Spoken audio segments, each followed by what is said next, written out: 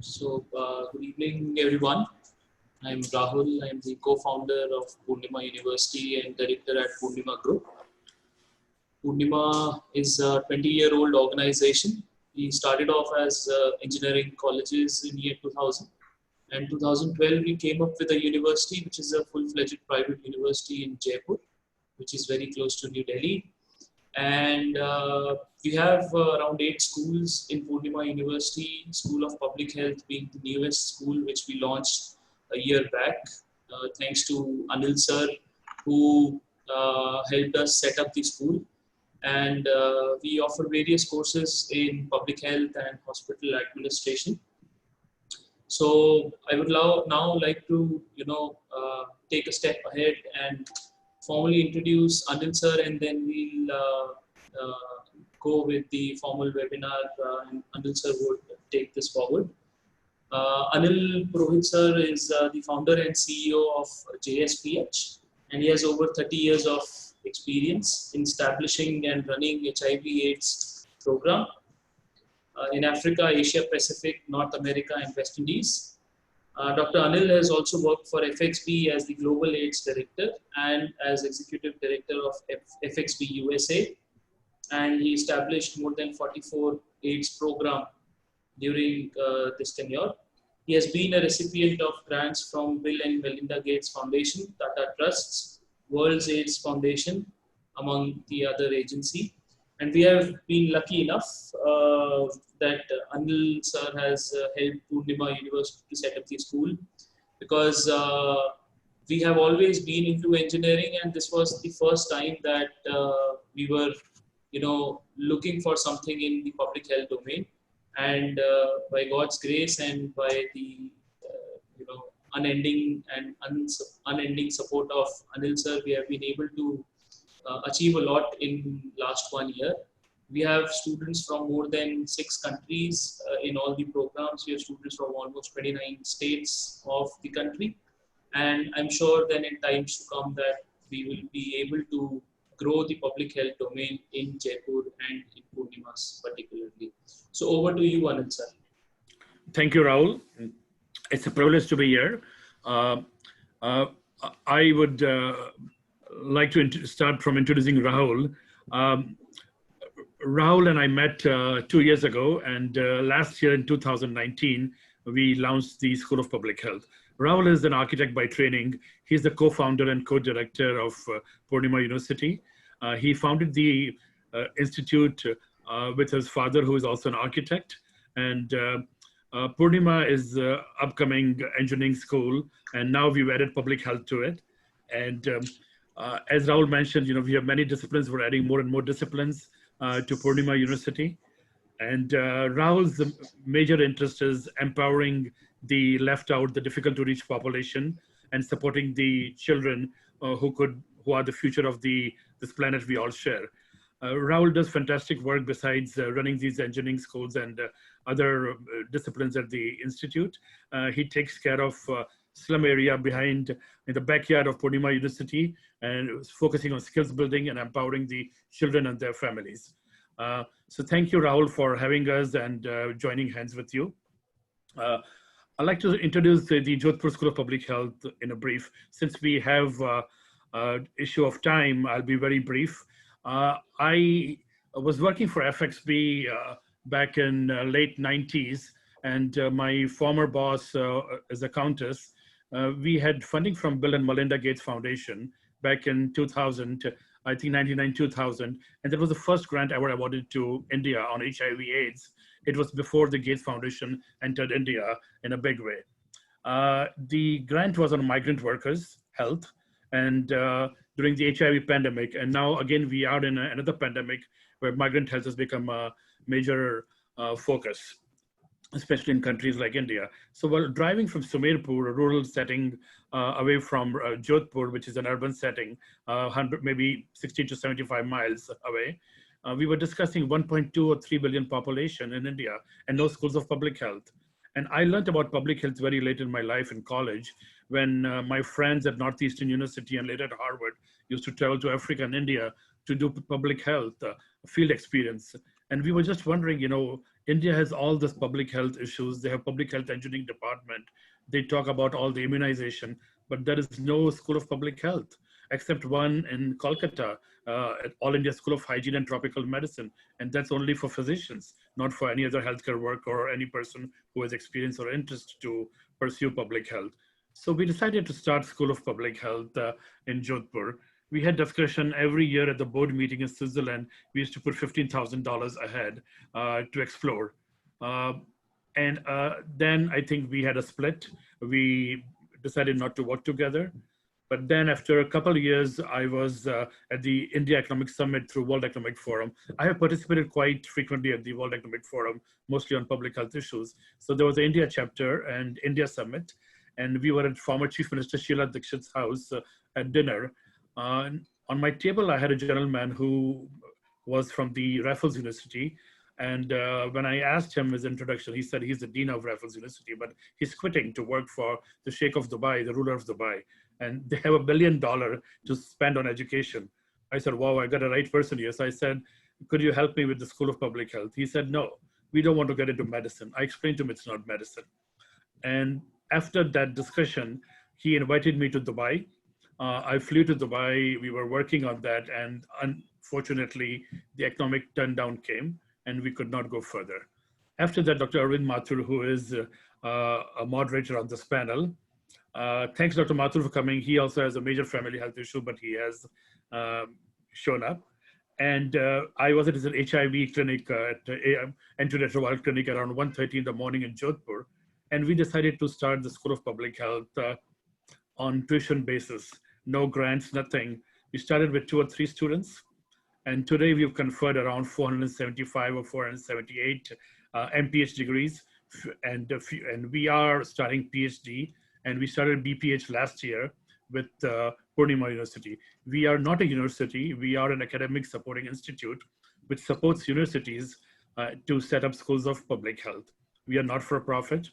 And this panel is totally academic, as I may repeat again and again, that this is not for marketing purpose. I know most of us have regulations at work that why are we on the webinar? What is the incentive? There is no monetary benefit. People who are showing up on this panel are totally committed, very busy people, and they've taken out the time, they're volunteering the time for this particular webinar in these unprecedented times. So that's a little introduction of School of Public Health. And before I go forward, I want to also introduce our Honorable Vice Chancellor, Dr. Suresh Padi. Dr. Suresh Padi joined Poornima University in 2019, and he has amazing global network, very good administrator, 25 plus years of academic experience and administrative experience. And his interest is to explore more and more innovative ideas, discuss public health issues, bring people from all over the world, and make Poornima one of the best places to learn for forgotten people and difficult to reach population. Thank you, Dr. Padi, for having us. Thank you, sir. Thank you for introducing me. Sure. I am grateful to you. Thanks.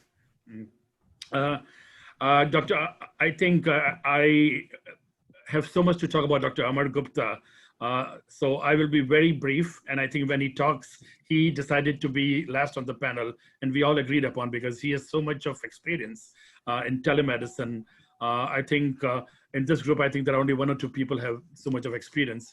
So Dr. Amar Gupta has done very innovative work on telemedicine, on voice over IP. He is a fantastic professor. He has done a lot of research, and his focus is definitely telemedicine to reach to difficult population. One of the innovative things I read about him, which he did when he was the dean at the Computer Science Institute at Seidenberg and Pace University in New York, he developed a very good telehealth program, which was very useful for seniors, and that avoided almost 75% of the ambulance services. So you can imagine how effective that was.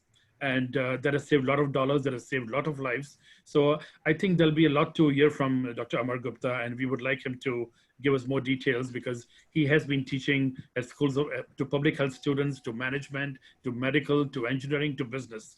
And I know this is not enough what I'm saying, but this is the most brief I could be on Dr. Amar Gupta. And as we go along, I think he'll be speaking in between, and also at the end, he is going to give a very good overview about his work. So I would go to the next panelist. Thank you very much, Dr. Gupta. Thank you. Dr. Anand Madan Gopal, he has his master's from BITS in Pilani, and I just said BITS because I'm from Rajasthan, Birla Institute of Technology of Sciences, and he has done amazing work during this COVID-19. He is a cardiac lab designer, and his work and his slides, or if he has demos, that will explain everything what he does. And I'm so privileged to have you, Mr. Anand Madan Gopal. Thank you for being here. Anne Mon Johnson, last minute, she could not come. We got a message late last night. They have sent some slides which may not be relevant, and she sends her apology, and we do miss her. Dr. David Albert, I think he also does not need an introduction. He's the founder and chief medical officer at AliveCor. The famous Cardia, which in lay language I'll say you could attach on the back of your iPhone or maybe Android, an Apple Watch, and it gives you a diagnosis of arrhythmia, atrial fibrillation, among others. And he is launching this in India very soon. Probably we will be asking him how cost effective it could be, how people could afford in resource limited settings. But he is a cardiologist, he's an inventor, he's a serial entrepreneur, and he is amazing. He has, I think, many publications. Plus, I think his focus is definitely to help the mankind. And we would be hearing about his cardia, and Rati Gozej will be asking him some questions related to the new cardiac care also, which he has launched a couple of days ago. And I think that's really, really important in the unprecedented times of COVID-19. Thank you, Dr. Albert, for having this cardia for the world, and we love to hear more from you. Good evening, Dr. Roy Raj Prabhakaran. Another amazing cardiologist who is Vice President for Research and Public Health Foundation of India, a very good friend of Dr. Srinath Reddy, the cardiologist and founder and president of Public Health Foundation of India. And I was introduced by Dr. Reddy, and I'm so privileged to have him here on this panel. He is also an honorary consultant at London School of Hygiene and Tropical Medicine. Plus, he's the science chair at the World Heart Federation in Geneva. And I did read about his article, which just came out, I think yesterday, probably around 2:30 morning, my time, on yoga and cardiovascular diseases. So I think Rati would be asking him at least one question, which is a very interesting article for everybody to know about. Thank you, Dr. Prabhakaran. Jonathan is here, right? Mr. Jonathan Linkhurst. He has been amazing personality on robotics, telemedicine. He founded the American Telemedicine Association almost a quarter century ago. And he has done amazing work, and we would love to hear from him about the work he has done internationally and also in resource limited settings. And he's also the CEO of PATH currently. Thank you, Jonathan. Thank you. Next, please. Dr. Kuldeep Singh. He's the academic dean at All India Institute of Medical Sciences. He's a professor and chair of pediatrics, and he has a lot of innovative ideas. He's also on the committee of the Innovation Hub between India and Sweden. He also heads the School of Public Health at All India Institute of Medical Sciences. And we would love to hear about his work on technology. Thank you, Dr. Singh.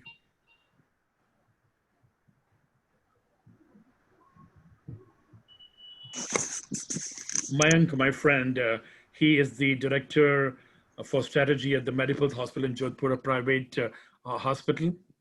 Basically, he runs the Medipulse Hospital. He is a graduate of business school in Mumbai, Narsi Monji Institute. And he has done innovative work at the Medipulse, and his interest is technology, and he wants to see how he could take this technology further in the rural settings.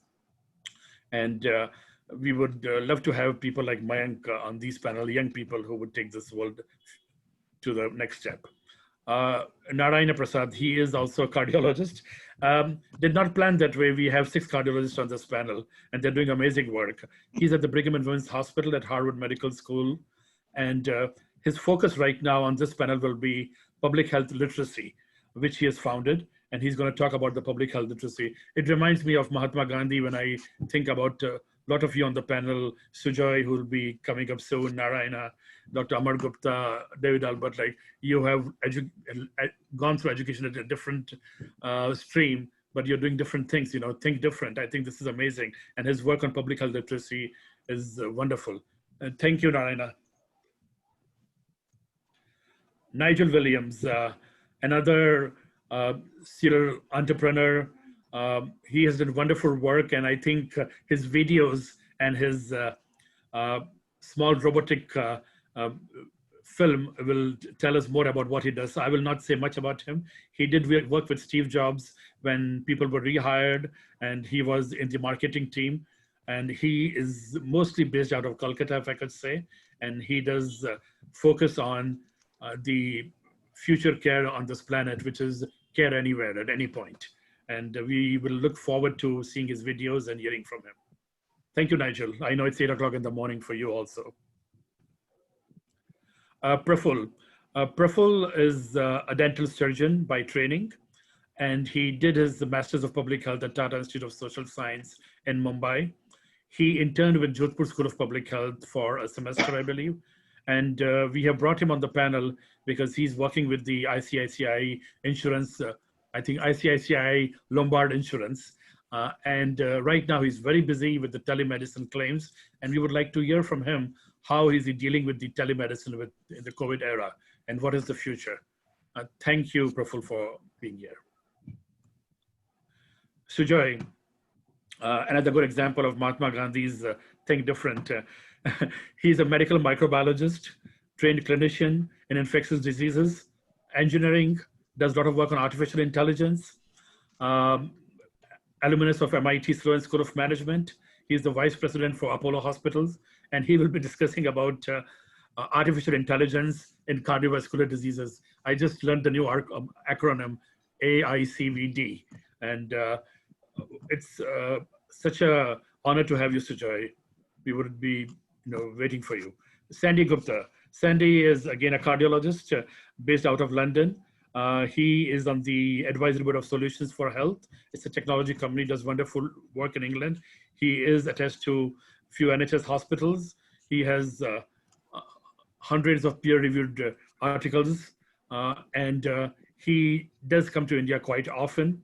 Plus, I think his interest is in cardiovascular disease, and he really wants to talk about how smoking can hurt the cardiovascular system. His belief is that cardiologists do not have much time to spend in the clinic with the patients. And for him, discussing smoking is very important, and he is an interventional cardiologist. So that's wonderful that he is going to discuss about smoking, and Rati has the common interest with him. Thank you, Sandy. Dr. Surendra Devra, another cardiologist. Very interesting on his bio sketch, he writes, by heart, I'm an academician. So he's a heart doctor, but by heart, he's an academician. His interest is IT. He's going to discuss about artificial intelligence. He's helping Dr. Kuldeep Singh setting up the AI and telemedicine at the All India Institute of Medical Sciences. It's an honor to have you, Dr. Devra. Sunil Kalla. Sunil graduated from his medical school from Jodhpur. Did his MBBS and MD. He did his residency at Brown University in Rhode Island, and then went for his interventional cardiology at SUNY in Syracuse. And he does wonderful work on the veins, which you'll be hearing from him. And it's, I think, on ileal, stent, which is different from interventional cardiology. And Sunil has quite a few publications in that area. Sunil and I worked together, and we were on a common grant when HIV/AIDS was taken over at the World Health Organization and by UNAIDS. We had received the first grant for Fiji Islands. So we worked in Fiji together, and that time he was focusing on more cardiomyopathy and HIV patients. Nice to have you, Sunil. I know it's 8 o'clock in the morning in Las Vegas. Thank you. Ting and I go long back, more than a decade ago. Ting is the one who introduced JSPH, me and Jagdish more, or kind of pushed us into the health and technology. And we've been working together for more than a decade. She directs the JSPH health programs. She travels to India quite often for us. And she is founder of ClickMedics, a very innovative company. She has received a Miss Toyota Award in 2015. She's also been a recipient of Telemedicine Award from World Healthcare. She is a graduate of MIT. She has MBA and Master's in Systems Engineering from MIT. And we love to have you, Ting, on this panel. Dr. Meenawat, I recently met him. I've heard a lot about him. When I was growing up in India and when we were traveling to India during summer vacation, I used to see his sign, Dr. Meenawat. Those were like early days in 80s, I guess, or late 80s. And I've known his name since then, but now he teaches at JSPH. He's a wonderful teacher. He has got, I think, more good feedback than anybody. I think he's one of the popular among Johns Hopkins CME courses. He is also teaching on diabetes health education at JSPH. He runs several CME programs, and he's one of the most renowned physicians in Jodhpur. It's a big honor to have you, Dr. Meenawat.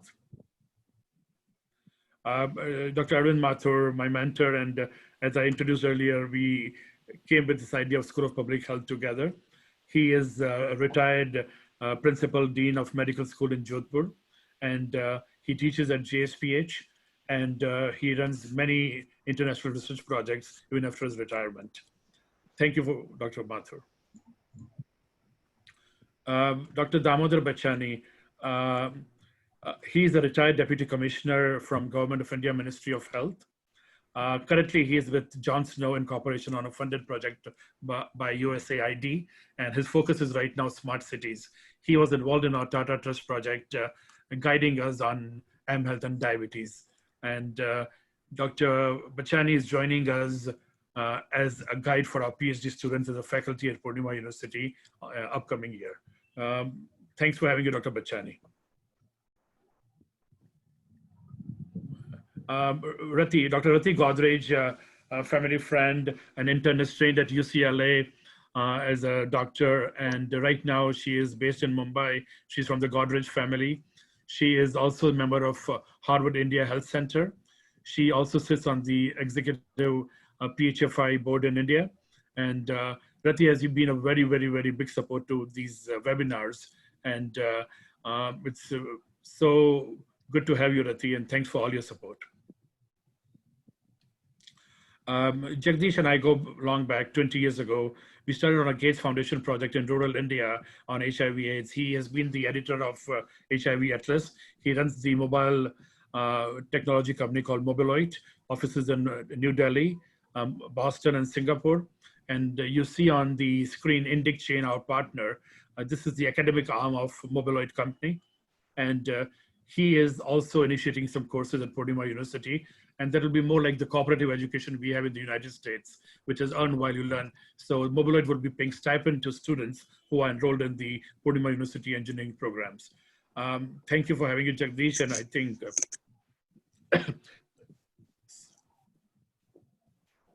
sorry, it's a very difficult day for you. Next, please.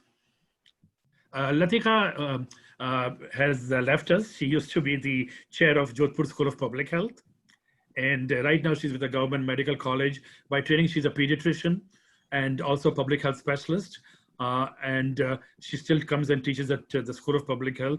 She has been one of my favorite head of the departments at the School of Public Health. Thank you, Latika. Bhavna. Bhavna Sathi and I go 20 years back when we started work on the Gates Foundation funded project on HIV/AIDS. She's a clinical nutritionist. She's chairing the Jodhpur School of Public Health and the academic arm. And she's a very hardworking person. And I think we need more and more women in public health like Bhavna. Thank you, Bhavna. Bhupesh Advani, I think most of you know him. He's our PR director. he is my backbone for these webinars, and Bhupesh and I go back 6 or 7 years from I think 2014 or 13. He publishes our newsletter, and he is available 24/7, and he does wonderful work. Thank you, Bhupesh.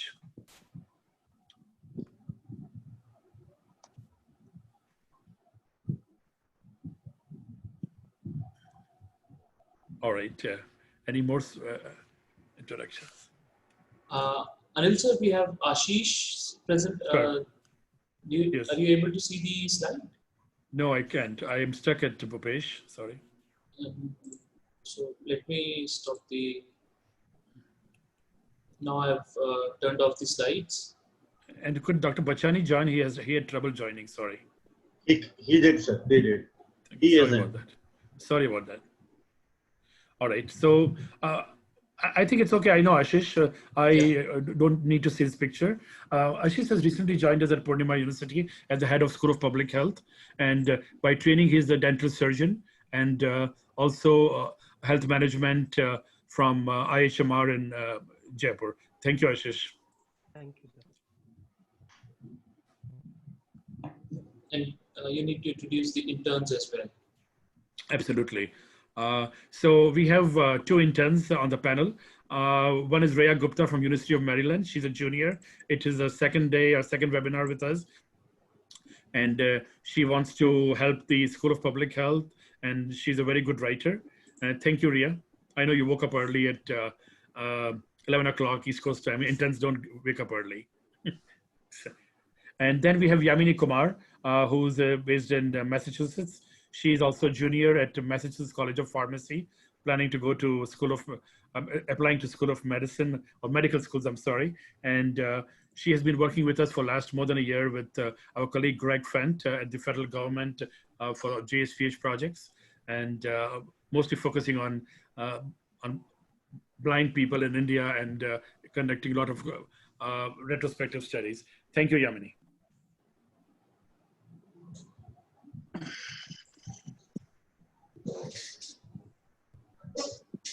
And so we're done with the yeah, sure. introductions. Sure. So I would hand over to Rati, and Rati, the floor is yours. I know we're at a virtual floor, but it's all yours. Thank you, Anil. I'd like to thank this very accomplished panel for being with us all across the globe, and the participants. These are very challenging times for all of us, personally and professionally, and we are most grateful that you've made the time and commitment to be with us. I'd like to first start with Dr. Prabhakar, if I could ask him a question. And my question is that right now we're in extremely difficult times with COVID. We've lost about, I think currently they say 550,000 deaths related to this pandemic. Again, this is a virus we've never seen before. We don't have prevention for it. We are barely just confirming the modes of transmission. We don't know about the treatment modalities, and we know just a little bit about the comorbid conditions which lead to the loss of lives. So now, as we go into something very different, which is chronic cardiovascular disease, we know that we lose, according to the World Health Organization, about 17.9 million people to cardiovascular deaths. That means mostly, I would say, heart attacks and strokes. About 4 out of 5 of those are related to heart attacks and strokes. It's 21 hours. Now we have research showing for about 70 years that the main causes for cardiovascular heart diseases are well known. Diabetes, obesity, high lipids, family history, hypertension, sedentary lifestyle, and tobacco. Very well known for almost 70 years. And yet we are losing 17.9 million people every year to cardiovascular disease. So we have to rethink how we are managing this disease. And Dr. Prabhakar, who's done extensive research in India and globally about this disease, I'd like to ask him what the current situation is in India for cardiovascular disease, as well as how he thinks innovation and technology could help us in saving more lives from this disease. And thirdly, I would like to ask him regarding his own research in terms of holistic modalities, which could be used in low resource areas to decrease the number of people who die from this terrible disease, cardiovascular disease. So, Dr. Prabhakar, could you share your thoughts with us on this, please? Thank you, Dr. Godrej, and for that extensive questions. I will try and answer those within the 5-minute time that's been allotted to me. And first of all, it's a privilege to be here, and thanks for the organizers, particularly Dr. Anil Purohit, for inviting me to be a part of this panelist. Incidentally, I ignored the first 2 mails basically because it said Poornima University and my wife's name is Poornima, and I thought, why is she writing to me on email? And so I ignored some of the mail. Then I realized this is from Poornima University. So, so coming back to your question, what is the current situation in terms of cardiovascular diseases in India? As we all know, non-communicable diseases, which includes cardiovascular diseases, lung diseases, cancer, diabetes, and others, contributes to almost 2/3 of the disease burden as well as mortality in this country. Cardiovascular disease alone contributes to almost 28 to 30% mortality in India. The other feature of cardiovascular disease in Indians is that it occurs in younger population. It occurs at least 10 years earlier amongst Indians. Therefore, we have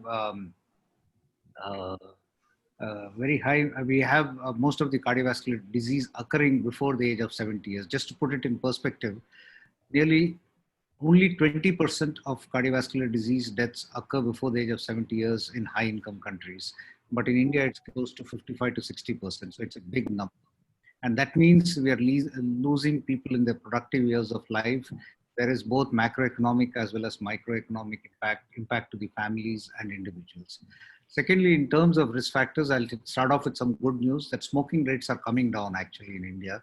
It's one of the lowest in the world. So currently smoking is around 10%. It's expected to go down to around 8% in the next 5 years. All the tobacco chewing and other tobacco related use is quite high still. Diabetes is one of the biggest problems in India. Currently, we have close to 70 million people with diabetes, and it's likely to increase to around 80 million by the year 2040. Hypertension, we have close to 207 million people, which is likely to increase to 214 million by the year 2025. The number of people with obesity is going up considerably, and especially in the last 25 years, it has almost risen. It's one of the biggest changes in terms of risk factors. Overweight and obesity has gone up almost by 120%. So that's a very big change. Lipids has remained constant, but basically because I think there's been extensive use of statins now compared to 1990 to now. So it's kind of remained static. So clearly all the risk factors that you alluded to, Dr. Godrej, are on the rise. And those are some of the things that we have to address. Now, what I will do is in terms of what can be done and what we are doing, I thought I will share 3 or 4 slides. The reason for using the slides is it's better shown on a picture rather than me just talking. So I'm not going to go over all of these because that will take away a lot of time. I'm just going to talk about 2 things that we're doing. These are some of the technological innovations across the continuum of care. When I mean continuum of care, I mean from policy dimension, from community level to tertiary care level, what is required. So we really require to keep a good count of what is happening. So a good surveillance system is required, and we are actually progressing towards using wearable devices for real-time data gathering. We are also using geographic information system for identifying community hotspots of chronic diseases and also for linking some of the things such as air pollution to hypertension or diabetes or incident cardiovascular diseases. It can also be used for big data and data mining. But what I'm going to talk about are 3 things today. One is improved diagnostics, where we can use a point of care device for a range of diseases with Bluetooth and other technologies. Then second is how to improve care pathways across the health system, starting from sub-center at the lowest level to the tertiary care center at the highest level, using M-Health approaches and task shifting approaches where we use community health workers or nurses or lower non-physician healthcare providers in terms of improving care. In terms of improving compliance, we have worked on polypill in cardiovascular disease, which specifically using fixed dose combinations to improve compliance, and it indeed improves compliance at a low cost. The other area that we work with the government is in terms of improving drug availability and distributions. One of the areas that we need to really think of, which is not taken off in India, is blockchain technology. I'm not going into the details of that. We all know that COVID has resulted in telemedicine solutions. So we have been thinking of this virtual polyclinic solutions, particularly to improve access to patients, to reduce the number of visits to the hospital, as well as to ease their care, because every time the people have to come to hospitals. I have been a clinician at the All India Institute of Medical Sciences. We used to get patients from Bihar, all the way from Bihar, just to come and see once for blood pressures measurement or for repeating the drug dosage. So that was just a waste of their time. They used to spend almost 3-4 days. Now I think we can move towards virtual clinics for these kind of diseases. The next where technology can help is integrating care with chronic diseases and between chronic disease and other diseases. In terms of strengthening human resources, particularly training primary care physicians, we have a lot of experience in that area. And again, we are moving towards virtual technology here. Developing new modeling techniques and new research designs. The government has been asking about Ayush and yoga and other indigenous feasible, but I think new modeling techniques can help in some of the trials for Ayush. Again can help. And addressing new challenges such as air pollution, climate change, food systems, and environment. So just moving on. We have devised this device at Public Health Foundation of India. It's called the Swasthya Sahayak. It's a Wi-Fi enabled device that works on an Android platform, and it has around 20 sensors. It's useful for frontline health workers for integrated primary healthcare delivery. It has a basic decision support tool to provide screening and triage of various conditions. The number of tests are listed here. We've added 5 more to it.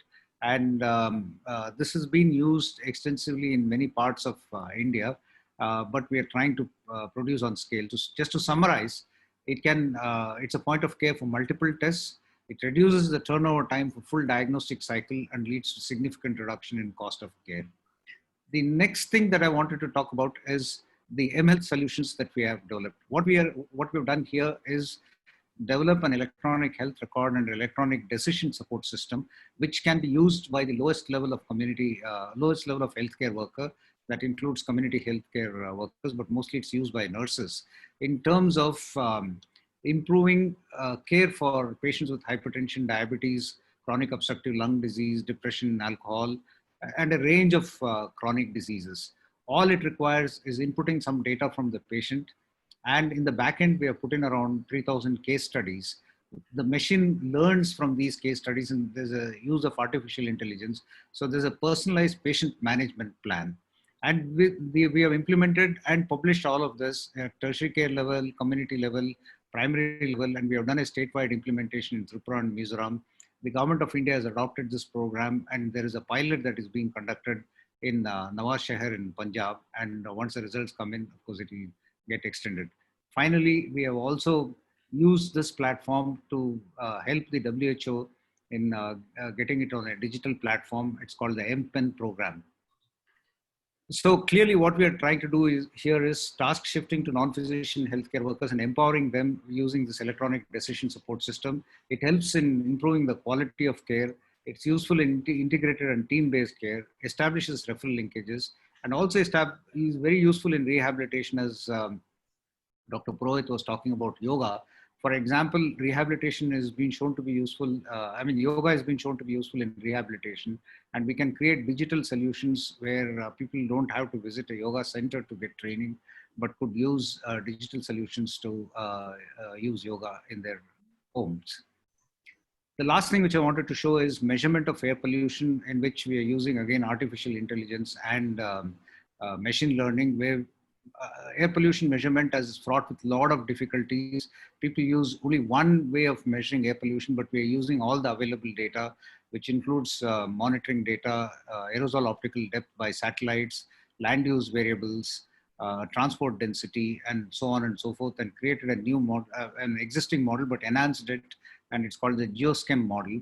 And based on this, as you can see, we have data on every day from 2010 onwards in terms of what the PM 2.5 levels, which is a marker of air pollution across in the city of Delhi.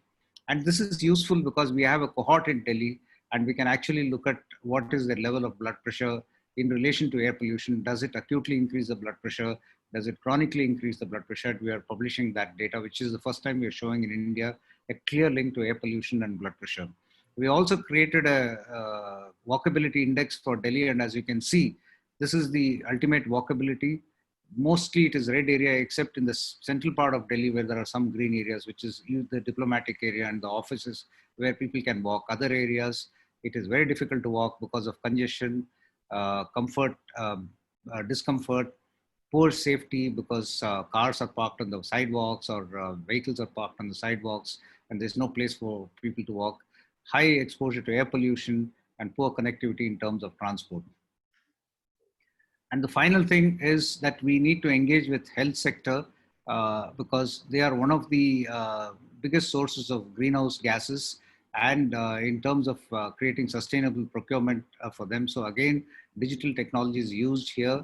So what we have done is we have created a health and environment leadership platform of around 7,300 hospitals and healthcare institutions across India, where we are going to put in monitors, low-cost monitors to measure air pollution, but at the same time provide them with health promotion messages and create awareness about air pollution. So this and ultimately the idea is to create climate smart and climate resilient hospital. This in brief is what I wanted to say, basically starting from policy dimensions to community involvement to health system interventions using technology. And as you can see, there is a technology interface at all levels, including, for example, universal health coverage. Actually, you can use technology to identify fraudulent use of universal health coverage. So I'll be very happy to ask any questions if there are any right now. Thank you. Thank you very much for that overview. That was excellent in terms of the environment, lifestyle, and variety of factors. I now hand over to Dr. Bachani to ask the next panelist.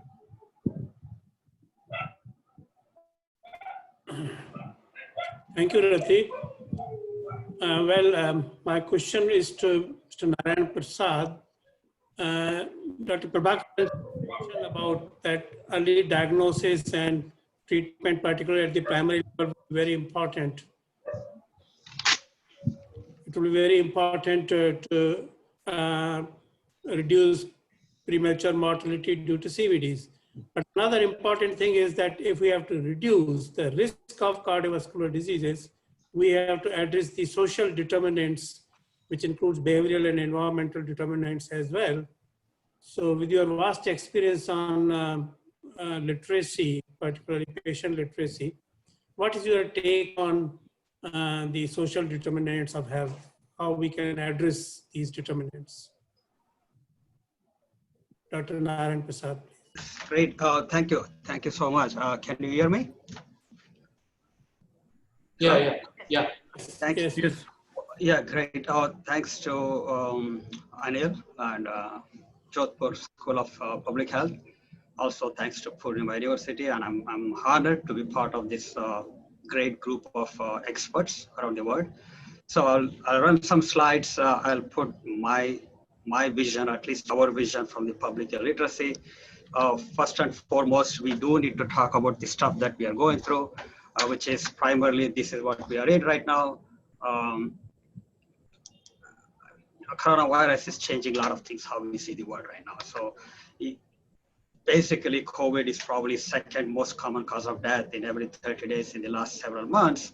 First being cardiovascular diseases. That recently BBC put that out. Most of you know this. India is probably third largest caseload.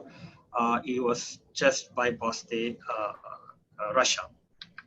So this is latest as of 8 a.m. from India, and you can see things are not looking that nice. That's the state of situation we are in.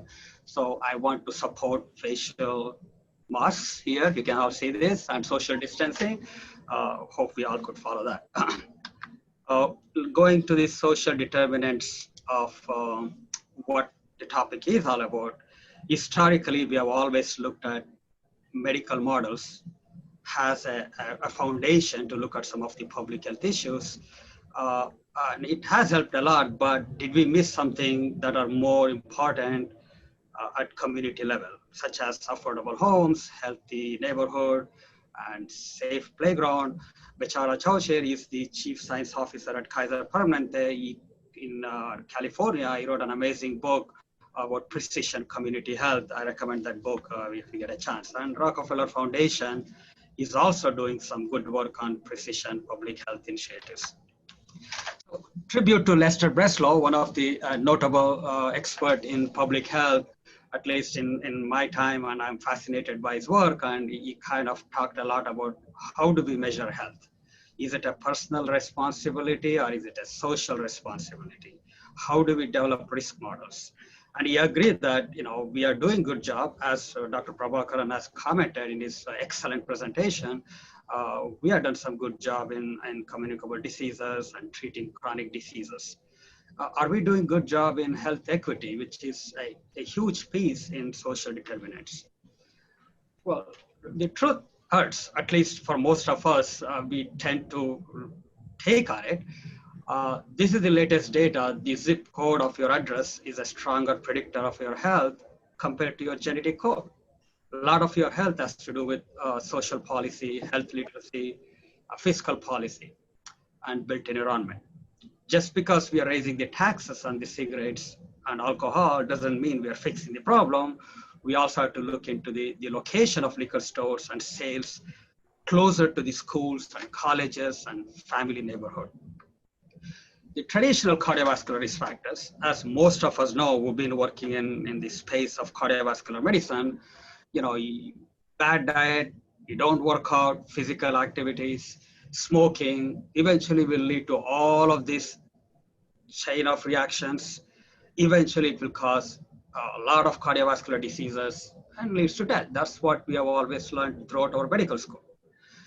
But there are some other determinants, which was recently put in our ACC World Congress of Cardiology, something called food insecurity, housing insecurity, financial insecurity. Do you have any money at the end of the month? Do you have enough money to feed your family? Were you able to pay your healthcare costs? Are you in an unsafe neighborhood? So this data clearly shows some of the p-value you're looking at is pretty significant.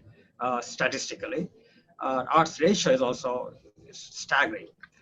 So social determinants are primarily an upstream issue. That's why it's hard for us to tease out, because we believe human health starts as a molecules and goes up all the way to the society. The top 4 is part of the social determinants. And it has been well documented. It's a publication in Circulation and publication in Lancet. Those articles speaks very exclusively on gaps in the health equity issues. Life course risk factor for cardiovascular diseases. If you look at it in a whole big perspective, as someone, starting as an individual, then the cultural, then the technological, it goes up the inward pyramid system. And most importantly, we need to look at it from a different lens, from an urban versus rural, from race and sex, gender, Now, this came in Lancet a couple of years ago, proportion of heart attacks, which one triggers it, out of 13 trigger events, traffic exposure was the listed as number 1. That's we never think that traffic exposure I have a higher risk of having heart attack. Now, MESA, which is another public group of community studies that's pretty common here in the United States, which is Columbia, John Hopkins are doing this. They put information on neighborhood effects. It kind of explicitly designs your transportation, sidewalks, bike lanes, land use, density, as simple as noise, air pollution. At some point, they will all lead to cardiovascular diseases. This was published just in a couple of months ago in 2020 in Natural Reviews Cardiology, which pretty much speaks the same thing: land uses, residential density, street layouts, public open spaces, heat and stress and pollution that Dr. Prabhakaran, he kind of highlighted the significance of it. This, I find this another article, which I want to put this to the great group of panel here. This was a study that was done. They took a small town in China. They categorized between two ethnic groups. I guess in a country of mine, I could look at it in the lens of two different caste systems.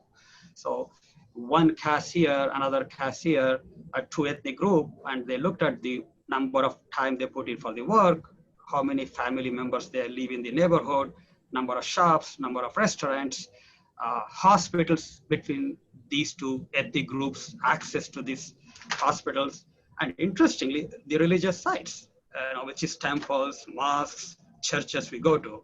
They compared these two data to understand the disease burden between two ethnic groups within a same city. There is more to understand about social determinants, and this came out just a few months ago, which is from ESC, European Society of Cardiology. Dr. Thomas Luscher has spoken a lot about novel cardiovascular factors.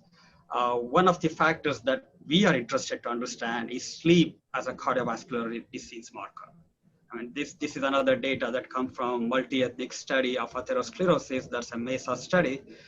They looked at average hours of sleep you sleep and look into daytime sleepiness and insomnia. They looked at different races, and they also looked at some of the key social factors, which is safety, social cohesion, social environment, and physical environment, and neighborhood effects. And overall, the message was, it was a data coming from 100,000, 1,60,000 people from 21 countries. There is a well-documented evidence that there is a direct correlation between duration of the sleep versus cardiovascular risk factor. Now, pain, which is another marker, which is very novel, and we never thought going through a lot of pain would kill us much quicker. This came from a Framingham heart study, which is basically a population study that's going on for the last 70 years, which is based off Massachusetts here in Boston neighborhood. And they talked about the change, no pain versus widespread pain over time has been proven a significant marker for cardiovascular diseases. Air pollution, and I do want to again go back and thanks to Dr. Prabhakaran, he brought this to much explicit way of explaining his work he's doing. This is another one, and it clearly shows JAHA, American Heart Association, published this, kind of showed lifelong exposure to the pollution. And they also talk about the early intervention. If you look at this chart, just giving an early intervention, there will be a significant reduction in cardiovascular disease burden. You could actually do that even during late interventions. Still, it's always good to start doing an intervention. Regardless, the delta, the difference in bringing down the disease burden is pretty significant, both in a phenotypic way and also statistically significant way. The noise is another factor. We all, I was born in India and I lived in a major city where noise was part of my life. And clearly, this is another chart I want to discuss to bring awareness, looking at all these healthy versus unhealthy noise producing things that we encounter every day. And it also relates to what kind of approaches we can do. Is building insulation is really a good deal to do, or is just mere changing the way our roads are being surfaced? The reason being, your cost effectiveness has a huge implication. Is it really worth for us to insulate a building with a cost effectiveness of 1, while we can bring much better effectiveness of 5 when you're fixing the better roads? Something for some of the public health experts to think it through. Where do we allocate funding and financial inspections? This is from Jack. Very interesting chart for us. It was kind of learned a lot. Here is the plane and the train and the trucks. If you go down, what it does to the human body, the sleep, communication, and all the other things, it takes you down all the way, all the biochemical changes in human body over time. Eventually, it will lead you to cardiometabolic diseases, which is very well explained in this chart for some of us wants to understand the pathogenesis of the noise to the cardiovascular diseases. This is another chart, working hours and shifts of working hours. Does it matter to us? A very simple data that came out in Journal of Occupation and Environmental Medicine in March. If you work more than 40 hours at an increment of 10 hours more, there is a 16% increase in cardiovascular risk. And this was another one came in Science. Women working for long hours are exposed to cancer and heart diseases. And this was more interesting to me because a lot of our Indian informal employees works in daytime and nighttime shifts. And there is a well-documented evidence people work in non-daytime has increased biomarkers of C-reactive proteins, all the whole bunch of markers we chase to understand if there is a high burden of cardiovascular diseases. Emotional health is not same as mental health, and we know that emotional health is completely independent of mental health. There is some documentation which is very recently shown that it has a cardiovascular health. And Katrina survivor, those of us live in this country, we know what happened in Katrina. They track the emotional stress to cardiovascular risks. Katrina is a massive, bad natural disaster that United States went over in last several years ago. And Jack just put out, also talked about positive psychological well-being and cardiovascular diseases. Mental health is another factor. I intentionally separated this mental and emotional health. This came out from translational research, which is, I believe, from Belgium group of scientists. They did a meta-analysis from cross-sectional survey and also longitudinal survey. You can look at it, almost every one of them, including anxiety disorder. It's as simple as that, has an adjusted hazard ratio with a p-value which is very, very low, which means there is some relevance. Okay, sorry. Yeah, please, we need to move fast now. I think we've gone over time. Right. Okay. So last but politics is just, this was a publication that came that we did discover premature births after the last election year. We also want to look at democracy as a public health data, or is good for the society, and case per million residences. Is there a state level policy issues? Especially New York did a good job, rest of the state is struggling. That brings back to what work that we are doing. We're kind of tracking the similar data to understand if there is any social determinants we missed out to the public health. In the interest of time, I'm going to flip through all these slides just to show that almost every country thinks social health is the biggest issue. I'm more than happy to share this slide with you at the end. I want to end this slide with a statement saying that collective vision is very important. We have a lot to learn from this. Thanks, Anir. Thanks for the group.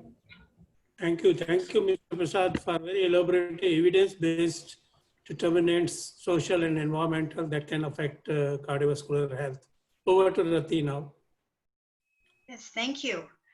The next question that I'd like to ask is to Dr. Sandy Gupta. Since we're talking about cardiovascular disease and risk factors, we do know that tobacco is one of the biggest risk factors. And we know that you increase your chance of getting cardiovascular disease 2 or 3 times more if you use tobacco than if you don't use tobacco. And they do expect that by 2030, 8 million people will die from tobacco use. So it's a very, very serious problem around the world. Of course, we do have issues with non-smoking tobacco in India as well, which leads to a very heavy disease burden of cancers. But we do want to look at what we can do to decrease this risk factor to help in reducing the burden of cardiovascular disease. So maybe you could tell us, since you've worked with innovations which are helping cardiologists help patients quit smoking and try and decrease tobacco addiction, how that works and what we could possibly do in middle income or low income countries to use such technologies to help our disease burden from tobacco use. Thank you very much, Rati. Can you all hear me from London? Yes. Yes, we can hear you. Yeah, thank you. I'm very grateful to you and to Anil for helping to set this platform up today and inviting me from London. I also have just one minor conflict of interest. I work with Kishore and Lena Sankla Solutions for Health, who've been two great innovators for telehealth and breaking down inequalities in the UK. And they've been probably a decade ahead of most others in the UK in digital health as well. So I'm a foot soldier. I have no magic when it comes to what we can do regarding tobacco, smoking, and cardiovascular disease. But as you've said, Rati, we need to just remind ourselves how important smoking, tobacco, and smoking cessation is. Because, you know, in cardiologists, we tend to think we're busy. We like to do stenting, we like to put devices in, TAVI, we're in the coronary care, we're interested in hypertension, the lipid lowering, the list is endless. Smoking cessation should be someone else's job. But I want to try and address that because I think cardiologists need to play an equal role in this. And as you said, in terms of statistics, at the moment, over 1.3 billion people are smoking every year, 30 million new smokers, and 84% are in the developing emerging economies. And I know we've heard a lot already about cardiovascular risk factors.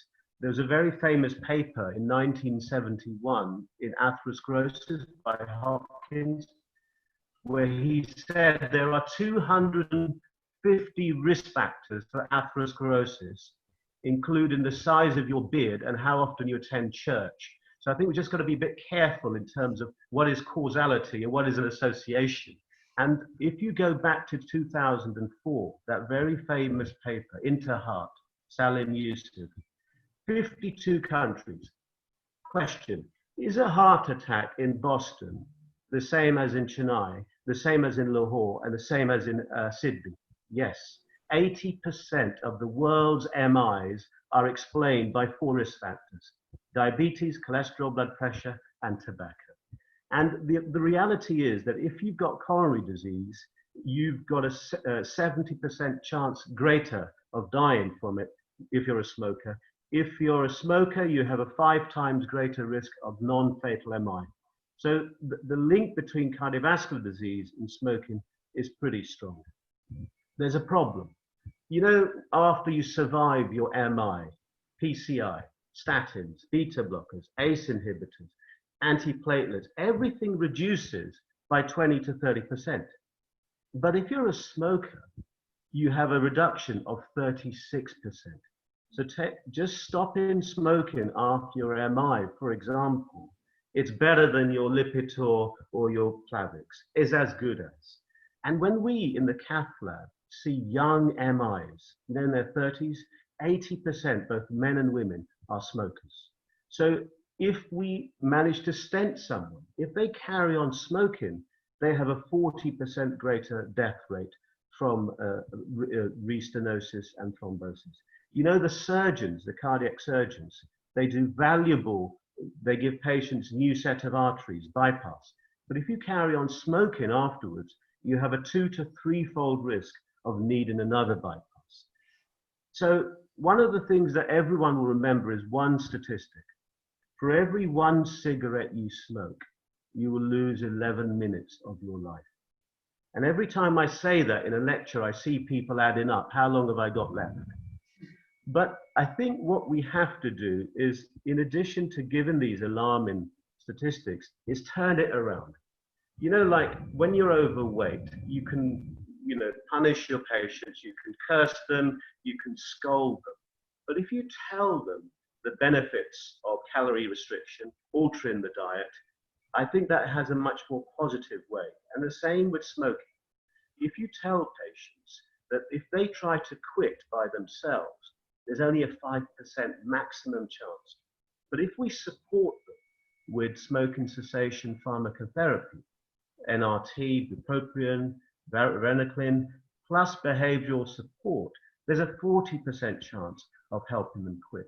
And did you know what percentage of patients want to quit? It's as high as 70%.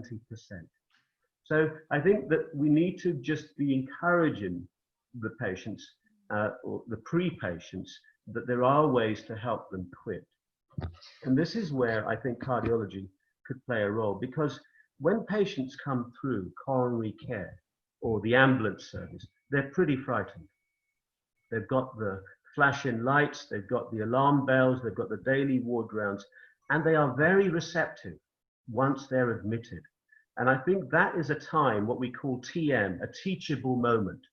When they're admitted, if they're a smoker, they should be put into a pathway to help them quit smoking, and a plan in place for when they leave secondary care, tertiary care, to go into primary care and community care. And I think the other thing to remember is the burden of finance. For example, in the UK, we have the National Health Service. Every year, probably the bill to the British NHS is £2.5 billion of smoking-related presentations. And the biggest burden is inpatient care. So I think that if we were to just focus on the inpatients, we would achieve quite a lot as well. But there's got to be a collaboration. It's no good saying it's the role of the GP or the cardiologist. It's the whole chain of health professionals. I want also just to remind everyone that, you know, we're happily taking our statins. We're happily taking our blood pressure tablets. If you're a smoker, those medications are not as effective. And it's almost like you tell a patient, you know, that cigarette a day is thickening your blood. That aspirin a day is thinning your blood. That aspirin isn't working if you're smoking. So I think there must be ways that we could sort of positively try to encourage patients as well. If we invest, whether it's by pharmacotherapy, and often they are expensive courses, or we invest in smoking cessation programs in patient care, if we invest in stop smoking clinics or nurse specialists or pharmacists, it's all about short-term pain for long-term gain. So whatever we spend now, there'll be a better return. And if you look at all cost-effective models, aspirin in primary prevention, cardiac rehab, a bypass ACE inhibitor, there is nothing as cheap and cheerful and cost-effective as stopping smoking. So I hope I've just sort of covered some highlights. It's restricted in terms of how much time we have, but it just gives a flavor of what I think cardiology need to do and upgrade smoking cessation into business class mode. Thank you. Thank you. Thank you very much. That was an excellent presentation for what we need to think about around the world in decreasing this as one huge risk factor and decreasing the disease burden for cardiovascular disease from happening, and also recurrences, as you said, in our patients who do smoke, to put a little bit more time and effort and initiate the program for them. It's very complex. There's psychological, social, behavioral, and you're absolutely right. Doctors often think, oh, that's just too much. You know, it's much easier for me to write a prescription.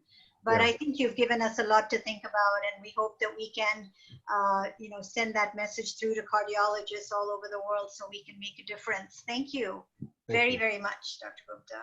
Pleasure. My next question is for Nigel Williams, and he is the director for Elixir. And again, this is an amazing technology digital platform for healthcare.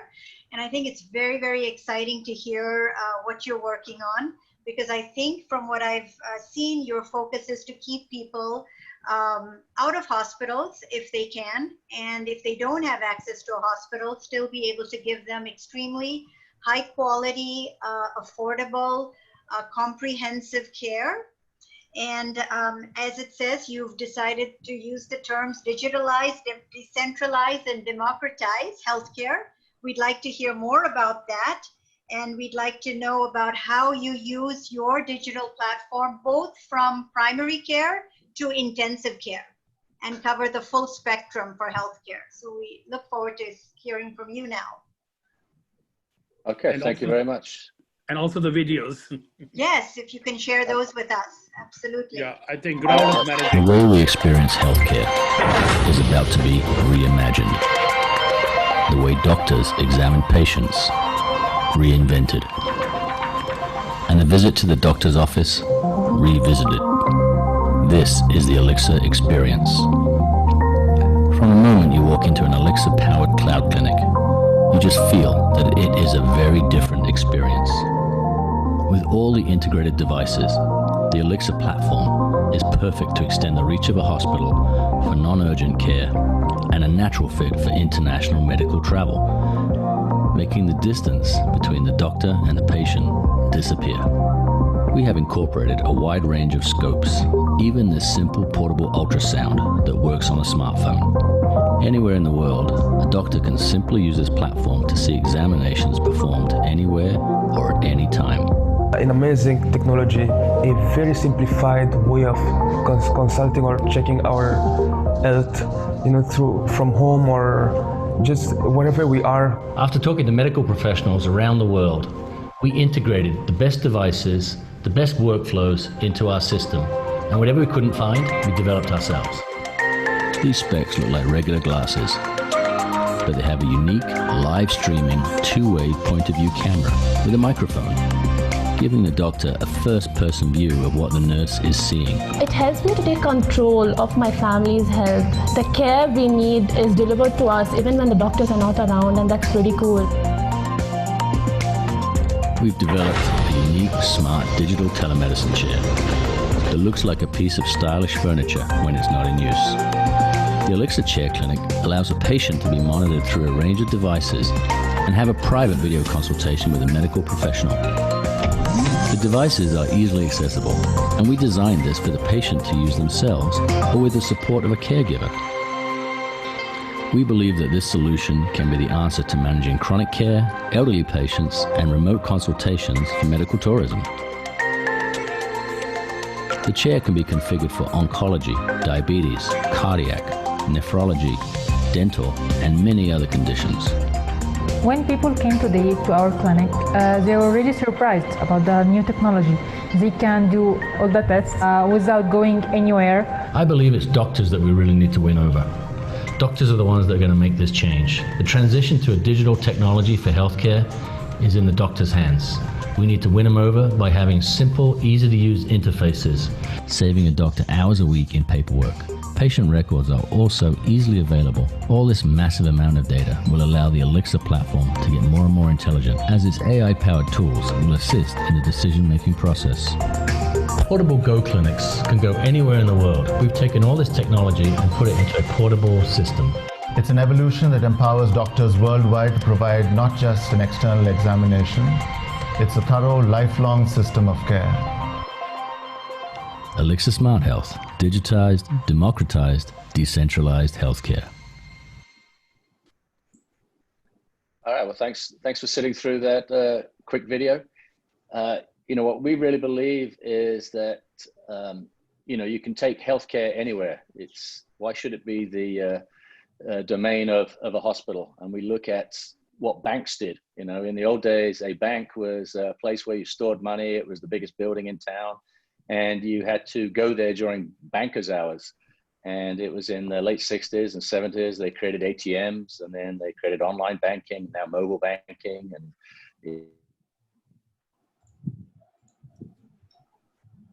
is the same way. You have access to your healthcare wherever you are and whatever time you are. But I'll say this before getting into this subject. There are far more experienced people on this panel than I am to discuss this. So I'm a relative newcomer, and but my angle on it is a little different. I'm a marketing guy, and I look at changing human behavior. And when I got involved in telemedicine about 5 years ago, it was like, why isn't everybody doing this? Why is this not a thing? And I couldn't quite understand why, you know, you would go meet with a doctor and you'd show them this amazing technology that exists and has been around for a while. Why aren't they doing it? And what we really discovered is it's really creating the right workflows. Those need to be incorporated, and also the business model. It turns out the business model ends up being the most important part, for me anyway, of adoption of telemedicine.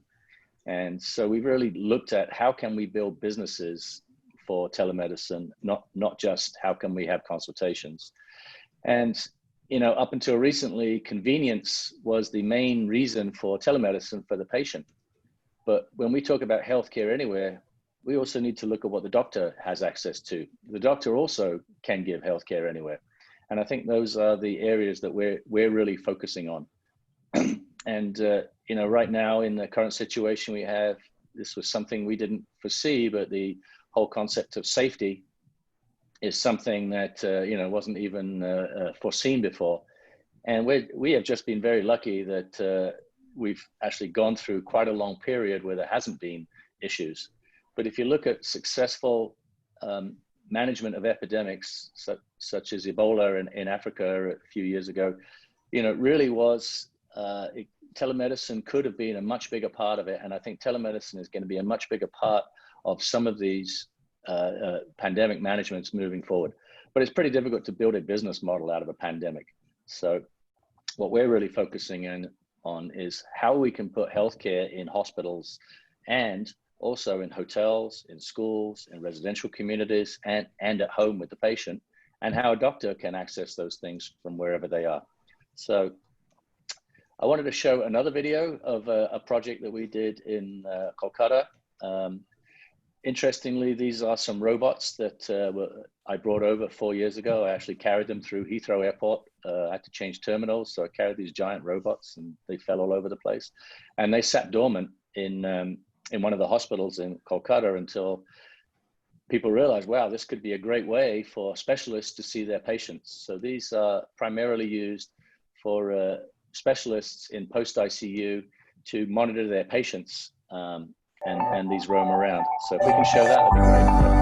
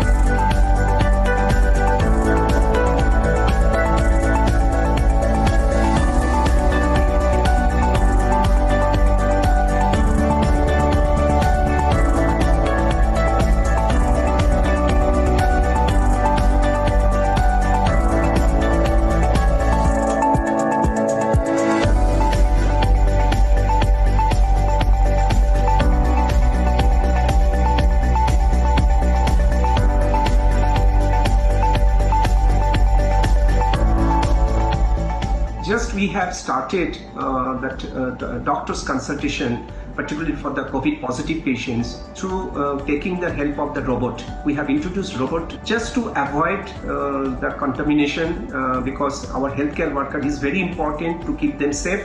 And if they are safe, they will be able to get better care to the patients. A frequent visit of the doctors is we are not allowing, and that's why we have introduced this robot.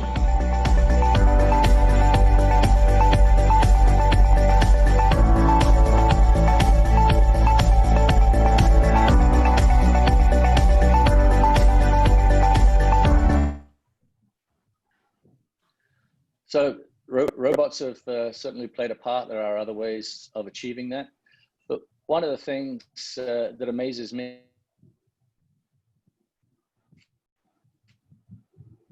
is the stethoscope. The stethoscope is a 2-foot long rubber tube that's hundreds of year old technology, and almost every person on the planet has been under a stethoscope at some point, and it's determined their health. So there are devices out there that have been around for a while, electronic digital stethoscopes that can amplify the sound, broadcast the sound, visualize the sound, give AI predictions on what's going on. But that's just the beginning. There's also pocket ultrasound devices that you saw in the video, which I believe, doctors should carry those around. I suffer from kidney stones, and I love having a portable ultrasound around, so I can quickly diagnose that and get on painkillers as quickly as possible. But it's surprising how many high acuity conditions that we can manage, but not necessarily, alone. A nurse has to be involved, a doctor has to be involved, a medical practitioner. So we really have looked at other industries for our inspiration. So the glasses you saw earlier are something from manufacturing, from oil rigs, and from the law enforcement, and using that as live real-time streaming of these, so a doctor can see through these glasses and see what a patient is doing. So I won't take up too much time. I think the videos kind of said it all, and open for any questions that you may have. Thank you. Nigel, I just had a question regarding the cost of this technology and these various devices. Is that something that you think is currently affordable in middle income or low income countries? Or is it going to take some time before the costs are down and we can apply it in a clinical setting? We're seeing, an order of magnitude reduction in some of these devices. So that portable ultrasound you see there, we benchmarked it, and it's Butterfly Networks is the name of that company. But that device is $3,000, and it's comparable to a $200,000 ultrasound in a hospital, in the same way that an Apple iPhone is comparable in camera quality to a Canon SLR. So obviously the more expensive one is going to be a little better, but for most uses it's great. But there are sets of scopes that cost under $100. The digital stethoscope you can get for $400. So these things are getting cheaper and cheaper, and we're seeing it as these things get adopted. They'll be there. I mean, Samsung had a pulse oximeter on its phone for a while. They kind of discontinued it for some reason, but it was something that was resident on a phone. So I think, of course, the AliveCore devices, I actually brought those over 4 years ago to the US, and those are very, very affordable. Even $100 to $200 for having an EKG on your phone. That's just insane. So many things that we can have be part of this. So price is becoming less of an issue. Good, excellent. Thank you very much. We look forward to seeing more of this in India. Thank you very much. Thank you. Okay. The next question actually leads right into Dr. David Albert. I have a question. Now, this is very exciting. We are going to be talking about cardia. And cardia, as Anil mentioned in the introduction, is really to look at heart rhythms and heart rates and abnormalities.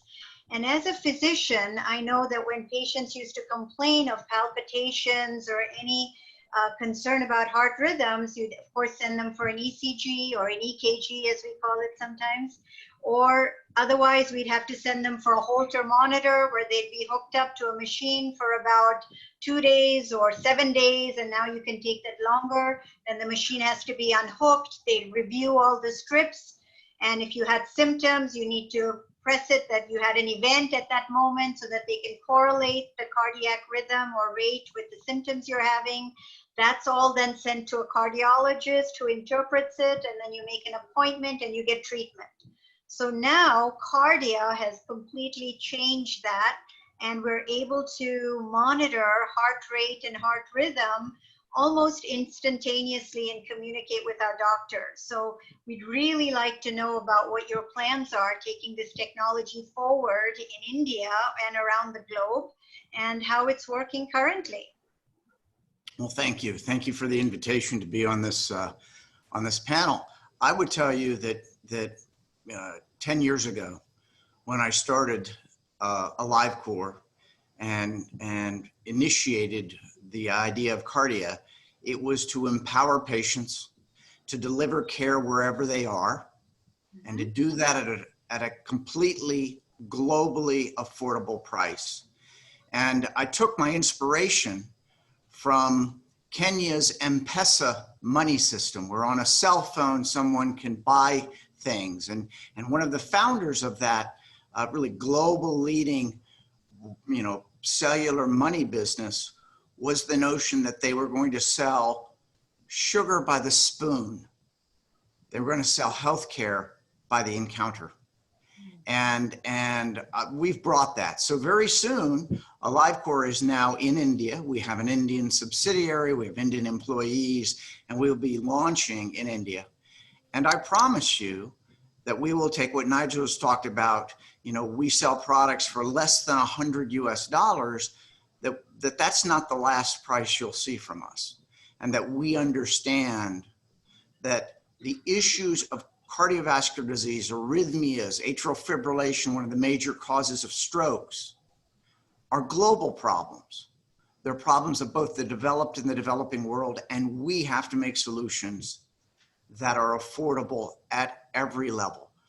And we capitalize, and we're able to do that because in 2007, the late Steve Jobs walked out and said, oh, by the way, one more thing, and held up the first iPhone. And of course, he was poo-pooed by the likes of the major companies at the time. But very seldom do you see an event that changes the world. That changed the world, such that in India, you can have a $50 Android phone. And that $50 Android phone is now your gateway to healthcare. It's your gateway to banking. It's your gateway to communication. It's your gateway to transportation. And so we capitalized on that, and I saw that opportunity. And today we will be, bringing that at scale to India, where we understand. I visited Chennai back in the fall before COVID. And oh, by the way, I just want to tell everybody, I live in Los Angeles. Please wear masks and socially distance. This is a devastating disease. My wife is a physician at the USC Medical Center. My son is an attending at Cedars-Sinai, one of the biggest hospitals in the US, and they see it firsthand. Please take care, because this is a very bad disease and we're still in the middle of it. So, we're going to really push our efforts in India, because as I saw in Chennai, cardiovascular disease is an epidemic of its own. Everybody understands South India has high prevalence of coronary disease, but India in general, we've heard about smoking, we've heard about obesity, we've heard about hypertension, all of the public health issues that we must address. Because when you need a cardia because you have atrial fibrillation, you have palpitations, you have atrial flutter, we can still intervene and help you and improve your outcome. But the reality is, put me out of business, please. Stop smoking, lose weight, stay active, control your hypertension, your diabetes. And if you do those things, you won't need as many cardias. Unfortunately, I believe we'll still have a big business going forward, but I'm hopeful that public health efforts like your public health school can help us educate people. And educated people become empowered people, and empowered people have better outcomes. So we look forward to expanding our efforts in India with Cardia, to making it affordable, to taking it from hospitals to offices to pharmacies to patients' homes. And again, I appreciate the invitation to participate. Thank you. Maybe you could just, David, share a little bit about how Cardia works. How portable is it? Well, because some of the people are not physicians and may need to understand that. How quickly it works. Cardia today is about the size of a little larger than a piece of gum, and the thickness being about 2 pieces of gum thick. And it has a battery that will last a couple of years and can be replaced. And it'll work with virtually any smartphone, an Android, an iPhone, a tablet. And so, patients can simply hold it in their hands, and you'll record what we call a lead 1 ECG, left arm minus right arm, or they can use it in other ways to gather more information if their physician so instructs them. And once it records the electrocardiogram, onboard AI in the app, so you don't automatically analyzes it, says whether or not you have normal sinus rhythm or atrial fibrillation, bradycardia, tachycardia. and then can instantly transmit that either by email or by a secure transmission to a caregiver, to a physician. And we've just introduced a program called Cardia Care, where we're bringing all this together. So we bring blood pressure. One of our corporate partners is Omron. The gentleman just showed me the chair with the Omron blood pressure cuff, the Evolve.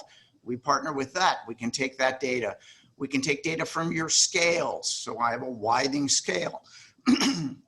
We can bring all that information together in our app, communicate that, trend that, and give you hints as to how to help manage, and at the same time connect you to an expert who can read that and give you feedback. And we see Cardia Care as really the front line for people who may not have access. And like here in the United States, I mean, we've got a great country with 30,000+ cardiologists, but not everybody has access. In India, that's an issue that is obviously multiplied many times in terms of access to specialty care. So we hope that this kind of capability, in-app, AI, communication, telemedicine will be beneficial. And one thing I can say is, people have talked about telemedicine. Telemedicine received the biggest catalyst in the form of this global pandemic, because patients couldn't go to offices, couldn't go to hospitals. They were overrun with COVID patients.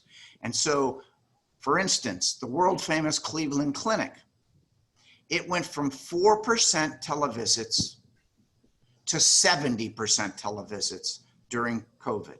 And what they've told me is, and I've spoken to Toby Cosgrove, the former retired CEO, is that they think it'll go back down to 30%, 35%. And so telemedicine is here to stay. Unfortunately, it took, it should have been here in a greater degree earlier, but this pandemic has catalyzed its use and its benefits. And I think we will now see it used more, and that will have much greater benefits. Thank you. That is very exciting to hear about Cardia, and we wish you all the best as you're here in India, and wish you great success in that. It's extremely transformative for cardiology. So we're really Dr. Albert, I have a question for you. I'm Sunil Kala. I'm an interventional cardiologist in Vegas, and many of my patients use Cardia, so thanks for developing that. Any plans of developing where this device can detect ischemic event? Well, we've published a few papers. As a matter of fact, one of your neighbors, the people at Intermountain Health up in Salt Lake City, along with Mayo Clinic, full disclosure, Mayo Clinic is an investor in my company, as is Omron, but we published a paper in American Heart Journal this past year on diagnosing STEMI with a prototype device.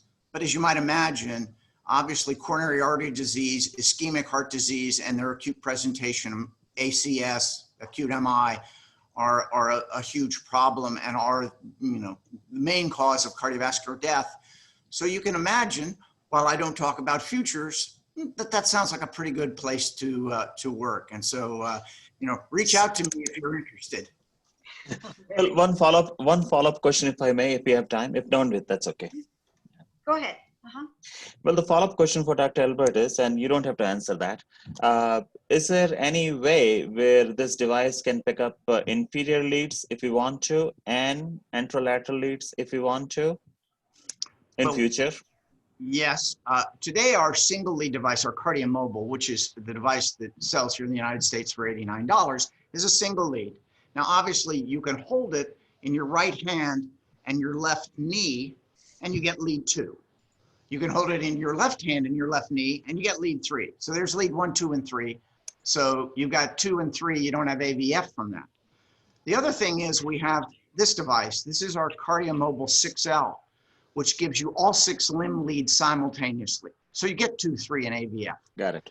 And obviously, if you hold this on your chest in various positions, 4th intercostal space, left and right of the sternum, 5th intercostal space, from the axilla around to the sternum, you can record other leads.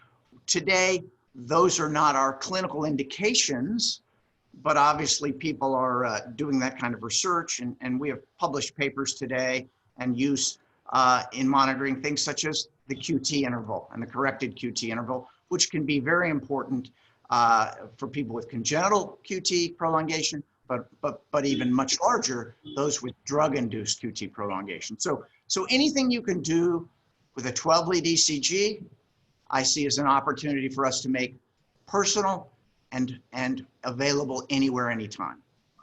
Fantastic. Thank you. Great. Thank you very much. Dr. Buchani? Thank you, Dr. Rathi. Yes. We had two very good demo on Alexa and Cardia. May I now invite Ms. Ting Shi on continuing with the same topic and how we can use telemedicine and artificial intelligence in cardiology. Ting Shi? Hi, everyone. Thank you for having me at this webinar series. And thank you, Dr. Bachani, for introducing me. I trust you can all see my screen.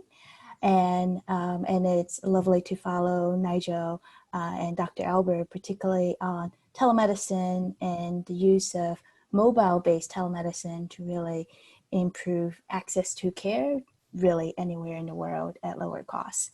So about 10 years ago, I founded a company out of MIT called ClickMedics. And what it does is really, its mission is to improve healthcare for over 1 billion people. And when we thought about how that's even possible for over 1 billion people over the world, we knew it had to be through mobile devices that's accessible in people's pockets and much lower cost than an entire computing system, and facilitate that with more devices so that the doctors on the other end can receive the right information for accurate diagnosis as well as treatment.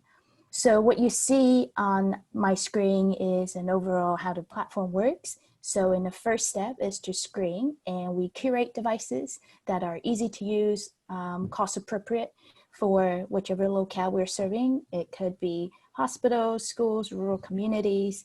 In fact, we work with the Jumper School of Public Health to do diabetes and heart disease screening using a LifeCore device, as well as other devices.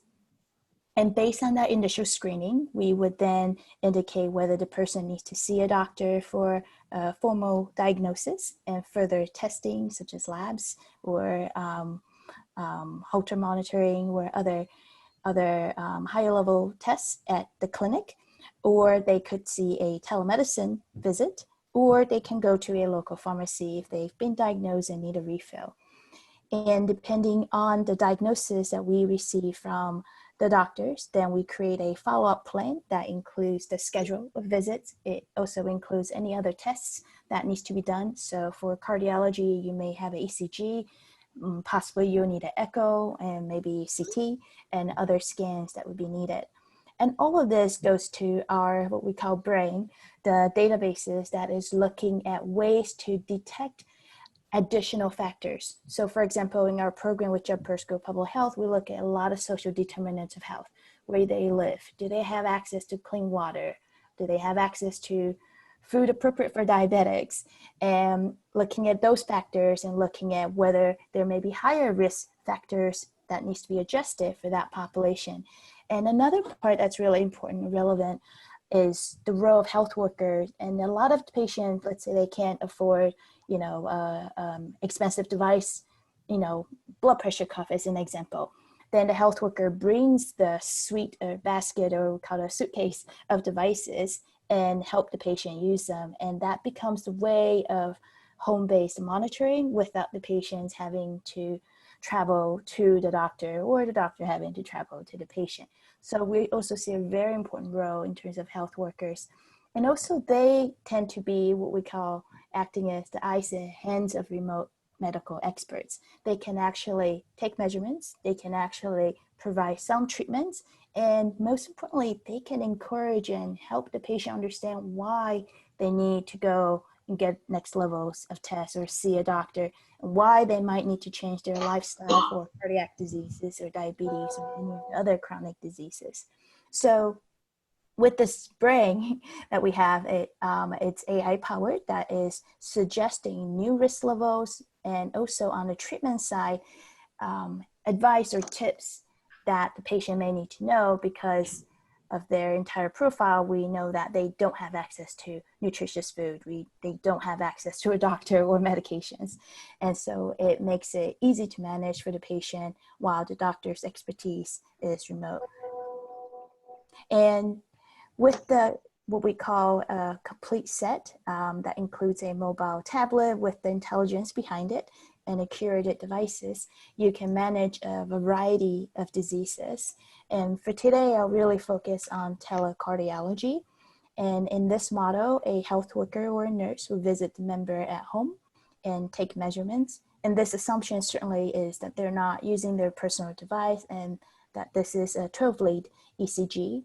And then the device communicates all 12 leads to the doctor, who can then monitor the patient and make a diagnosis. And again, we curate them around the world, and we would love to know more products, such as a LifeCore, or this is a QT medical device. This particular device, when we evaluate them, we certainly look at ease of use.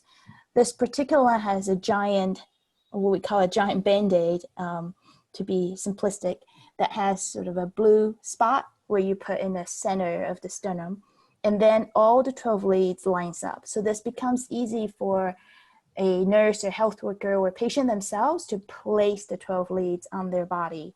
Then the transmitter device, which is the size of a deck of cards, will then transmit the 12 leads and alert a remote doctor to make their diagnosis.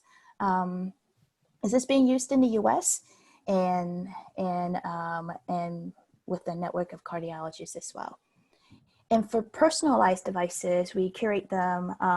LifeCore is one that is very easy to use. And thank you, Dr. Albert, for having a 6-lead one, which is even more helpful and at lower cost. So we curate a mix of personalized devices and also the one facilitated by a nurse or health worker to really bring healthcare a next step closer to the patient themselves. And on the artificial intelligence part, we have an engine that essentially takes existing data and trends over time and then makes a variety of predictions that are completely adjustable, even by a clinician. This one is just enrollment, but this could also be cardiology trends. It could be medication compliance intervals, and make a prediction on, based on prior data of say 3 to 6 months, what might the patient's behavior be, or what might the health vitals readings be in the next month or so. And that is meant to drive a preemptive intervention. For example, patient will enter information up front, or the data gets collected from devices automatically. They would have a doctor's diagnosis and a care plan on a daily schedule or weekly schedule for their next set of visits, diets, and workouts, and tracking their progress. And they can also get a intervention delivered through a health worker or as an alert, or for them to go have a telemedicine visit. So we've been doing this for a long time, about 10 years, and this method works not just for cardiology, but really for a number of diseases. And as the pandemic expands globally, we're also delivering a number of solutions for COVID-19 in a number of countries. And I think this is certainly a time of unprecedented event, but it's also driving rapid acceleration of adoption for telemedicine and digital health. So with that, please do continue, and I welcome any questions you may have in the chat. Thank you, Ting. I think in the interest of time, we should move to the next panelist. So is it, I think it's myself, right? Yeah, Jonathan Winkles. Yeah. Hi, Jonathan. Thanks for joining us. You have founded the American Telemedicine Association and almost a quarter century ago, and you ran for 25 years ago. I think you are one of the most experienced people on this panel. Could you please tell us the challenges you faced at that time and the challenges which the world is facing right now? And also, I would like you to touch very briefly on your interaction with the Indian Telemedicine Association, and what do you think, how this would be handled in future in resource-limited settings? The way the world is moving right now, telemedicine has become very, very important. Well, thank you. We're very tight on time, and unfortunately, I'll have to leave at whatever it is, 15, 20 minutes my time, and I don't want to waste everybody's time. I'm going to make my answers brief, but I'll be happy to email you my answers, which you can share with people later on. I think it's the best way to go. Sure. And I don't have slides, you'll be happy to know, and I'm not promoting any one company. I work with probably 150 to 200 companies. When I was at ATA, we had 200 and some companies that were members, and about 200 healthcare providers, health systems, hospitals around the world. So it's a booming market. When ATA was formed, our goal, my goal, was that it wouldn't be called telemedicine, this is called healthcare. And it'll be fully integrated into the healthcare services. And we're getting to that point now. And at that point, I said, that's the graduation point for ATA and we can go away. In the meantime, in the beginning, it was everything was starting a brand new thing. It was understanding the technology and its applications, the efficacy of it, the costs, the payment, overcoming substantial opposition by physicians, healthcare groups, and also getting access to broadband by healthcare hospitals as well as individual consumers. But today, of course, everything has changed. And a lot of people have talked about that previously. There's wide understanding of what telemedicine is, at least a little bit about what telemedicine is. I no longer have to spell it to people when I see them.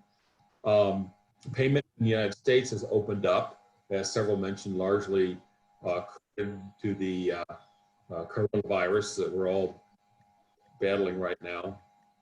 The opposition has largely melted away. The AMA is a strong supporter of telemedicine, American Medical Association, so that's a huge change for them. And broadband access is now available and the technology prices have dropped. As a matter of fact, some of the technologies have become now really a commodity. There are stores in this country, large retail stores that are selling essentially telemedicine equipment off the shelf. The consumer can buy it. But now the industry's established. There are new entrants. There's probably, as I said, I worked with and continue to work with about 100, and I bet there's 50 to 100 every 6 months to a year that are coming into the market.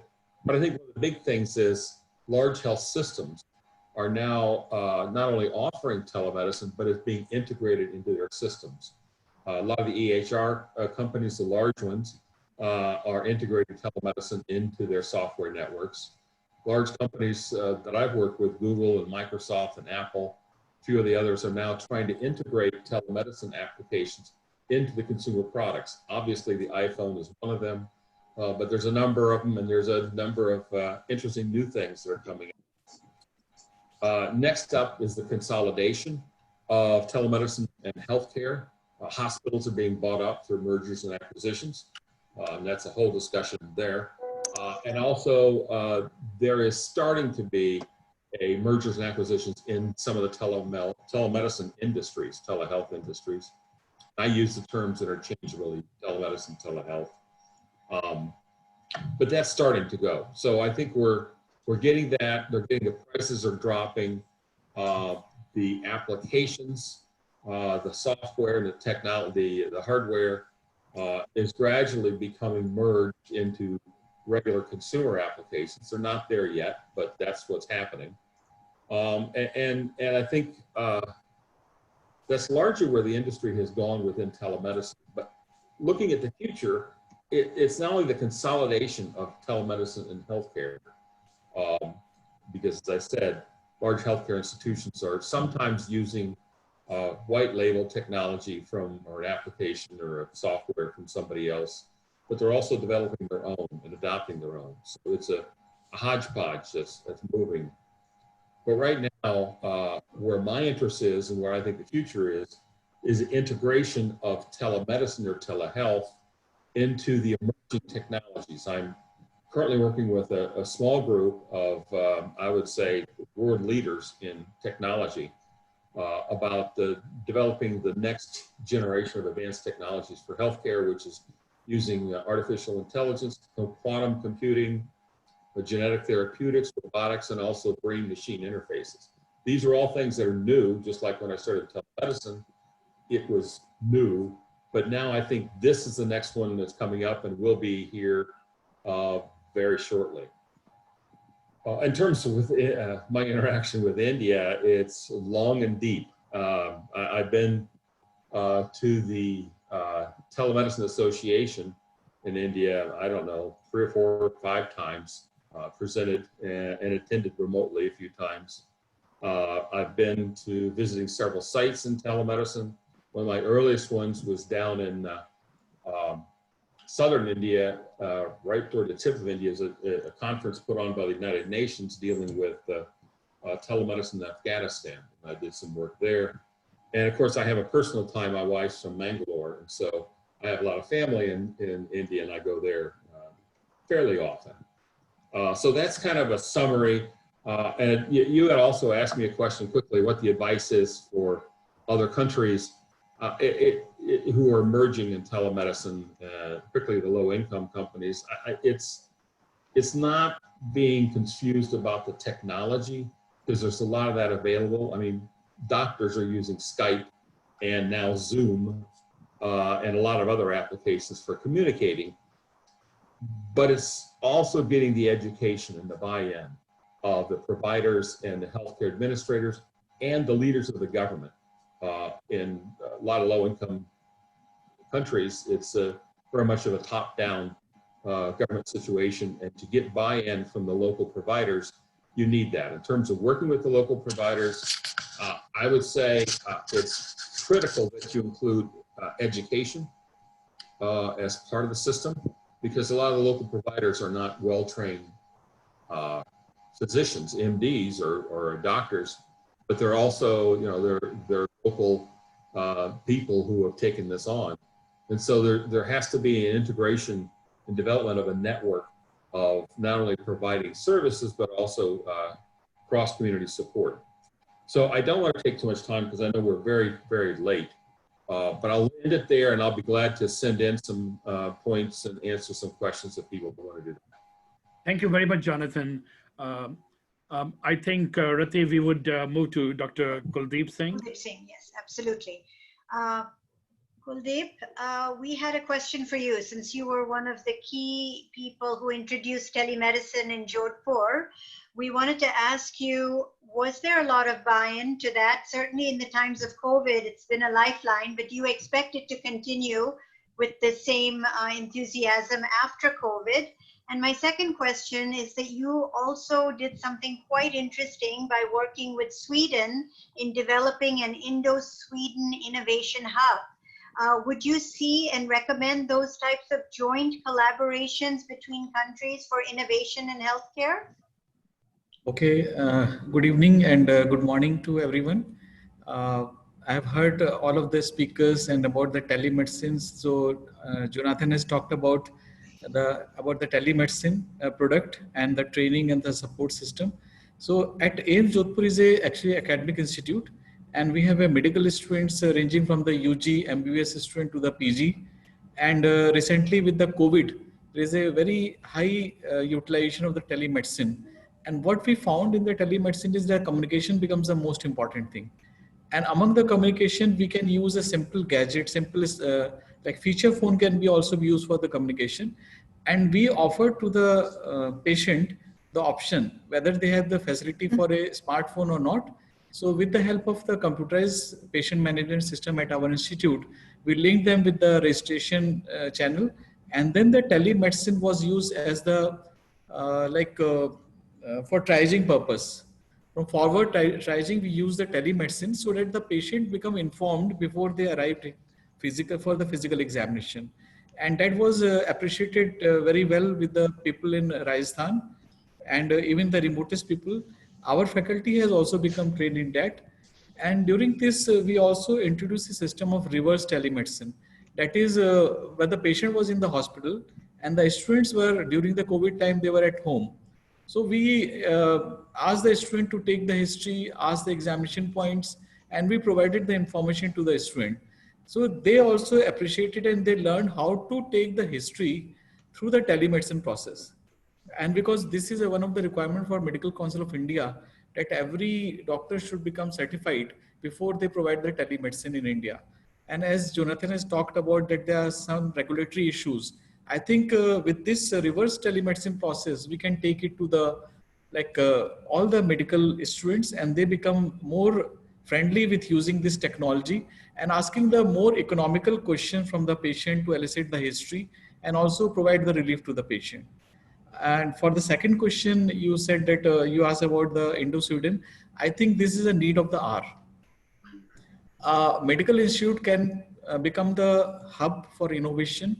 And at this India-Sweden Innovation Hub, there's a tripartite agreement with the AIIMS Jodhpur, AIIMS Delhi, and Sweden, Business Sweden. And we'll be providing nurturing environment to the startups who are going for the some of the projects in which they require a mentorship or a validation at the institute. So we'll provide the environment in which these startups can be nurtured, and so that we can make the cost-effective biomedical device or the services or some gadgets, and they can be validated with the help of our research team and the clinical patients who are here in the OPD or in the ward. So I think this is a need of the hour, and the most of the institutes should strive. This can be a very important aspect of providing the cost-effective healthcare to the society. Thank you very much. Thank you.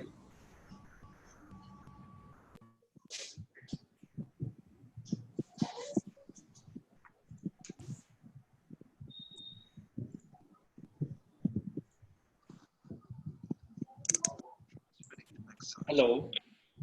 Rati ma'am? Yes. So I think the next up is Anand sir would be. So yes, we have heard quite a bit about telemedicine and the devices and all those things. Now, whether this is working in practice or not, this is something very important to know. And I have a question for Dr. Surendra Devda. How do you manage patients suffering from cardiac ailments in your place with telemedicine? And the second question is, if it is working well, is it going to stay after the COVID-19 pandemic goes off? Thank you, sir. Very good evening and good morning to all of you. I'm thankful to Anil sir and Poornima University for giving me an opportunity to talk about telemedicine experience, what we have in this COVID time. So now before COVID, what was happening that, can you hear me? Yeah, please. Oh, fine. So before COVID, what we used to see all patients, they are coming to our OPD. There was total rush was there. We are seeing 100, 150 patients per day in the OPDs. Now, what this COVID has taught us, that we have started segregating the patients. Now this telemedicine is working fantastically at our institutes. As Dr. Kuldeep has already told about the teaching part, which is we are well taking by through this telemedicine and reverse telemedicine. We are able to manage these patients at our institute also.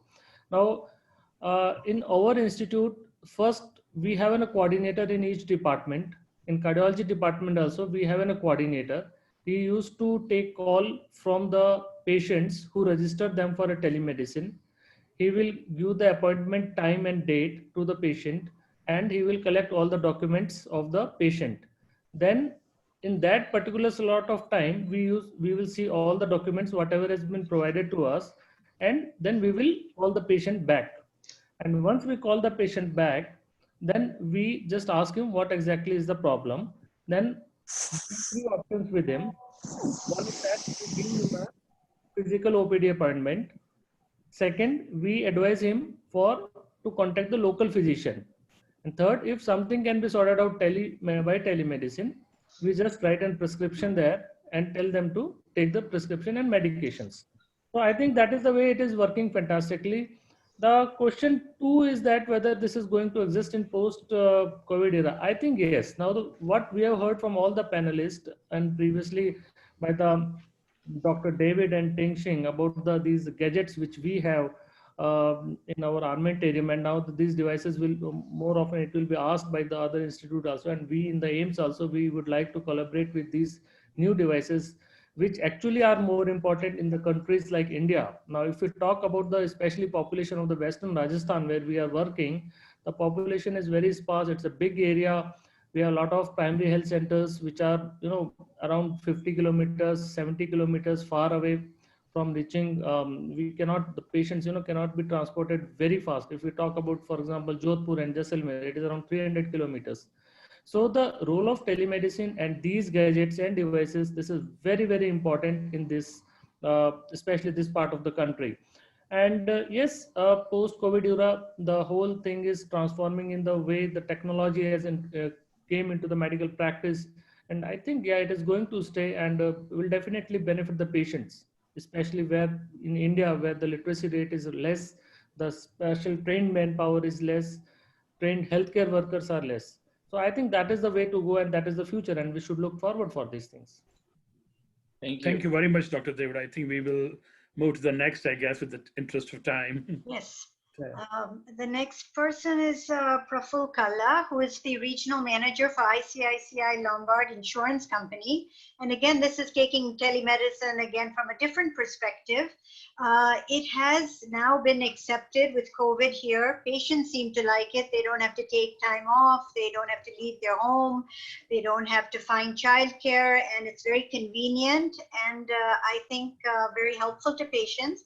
Doctors, I think, did have some resistance initially. Maybe you could tell us what were some of the big resistances that happened earlier, and whether you think that we've been able to now solve the business model so that insurance companies will be able to encourage more telemedicine, because in general, they don't want people to go into hospitals. And if they do, they want them to leave very quickly.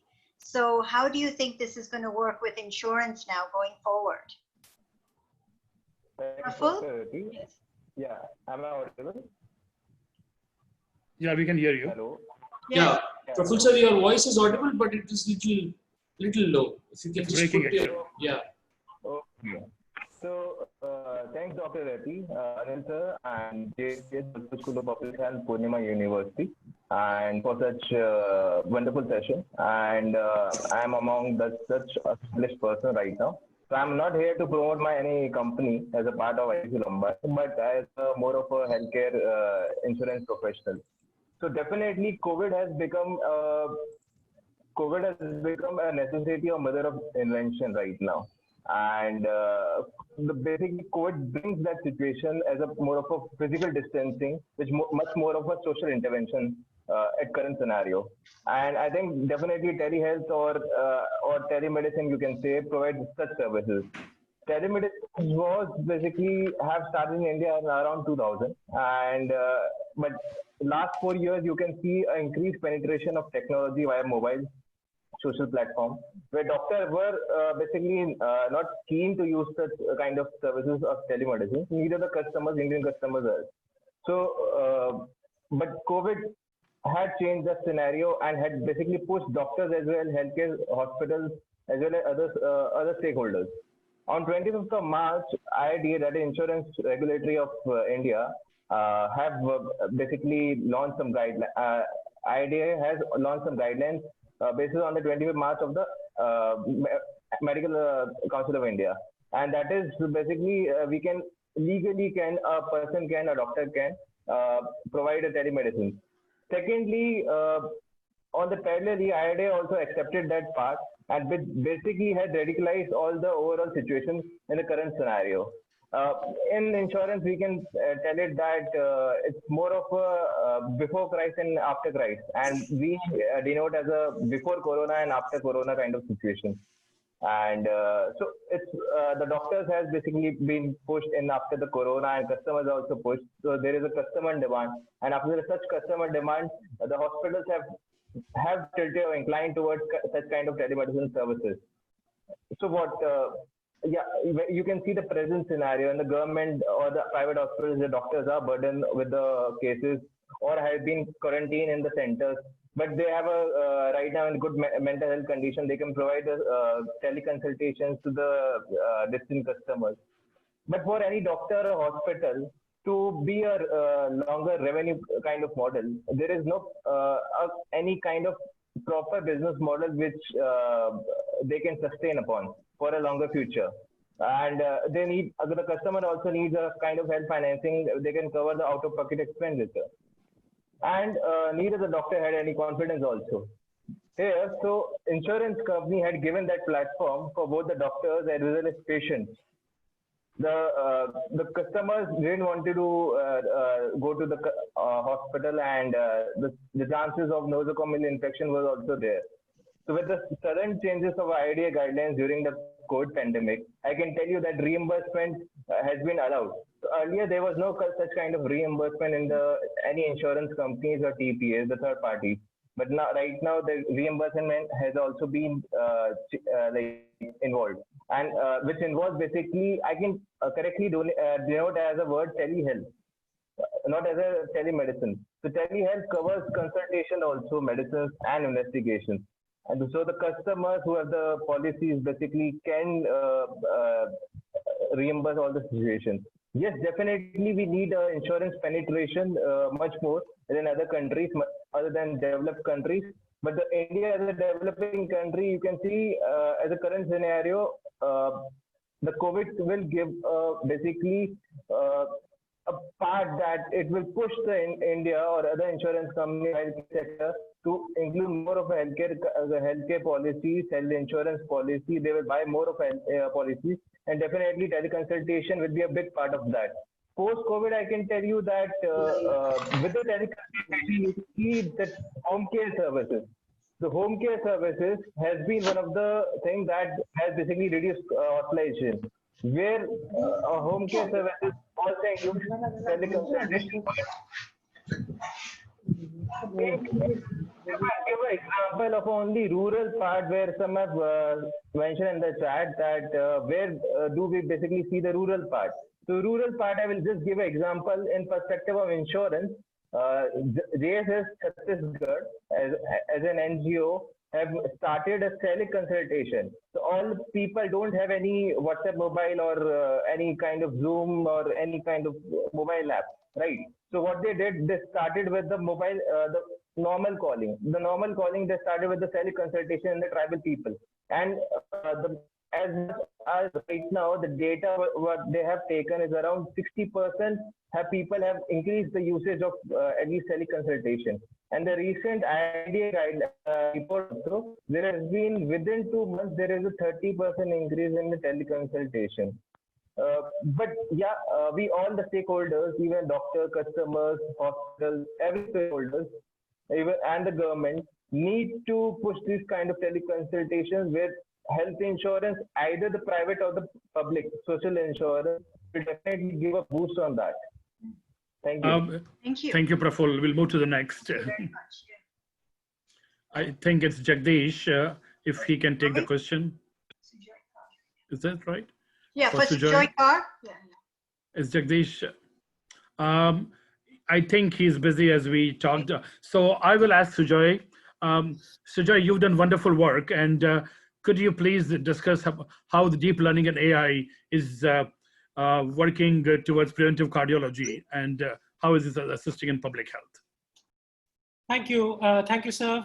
First of all, really glad to be part of this panel. And I understand that we are running out of time, so I'll be very short. And if there are further questions, that can be routed to me, I will be more glad to answer those. What we're seeing across is that, there is a lot of data now available in Indian health systems, particularly, the past 5, 10, 15 years, this time we have been able to take electronic medical records. And we are, in India, we typically do health checks. And when we look at these longitudinal data of, of health checks and see how events, cardiovascular events are happening over 7 years, 10 years period of time, we are able to now build models using deep learning, which has far more accuracy than what conventional risk scores have been doing. Now, conventional risk scores are good, but they fail to give in a real good response in 3 accounts. One, there's a dearth of research linking risk factors to a comprehensive risk score in Indian context. Then, of course, the limited performance of the conventional risk scores. And then there are globally the inability of the risk course to reproduce the initial accuracy in randomized controlled trials.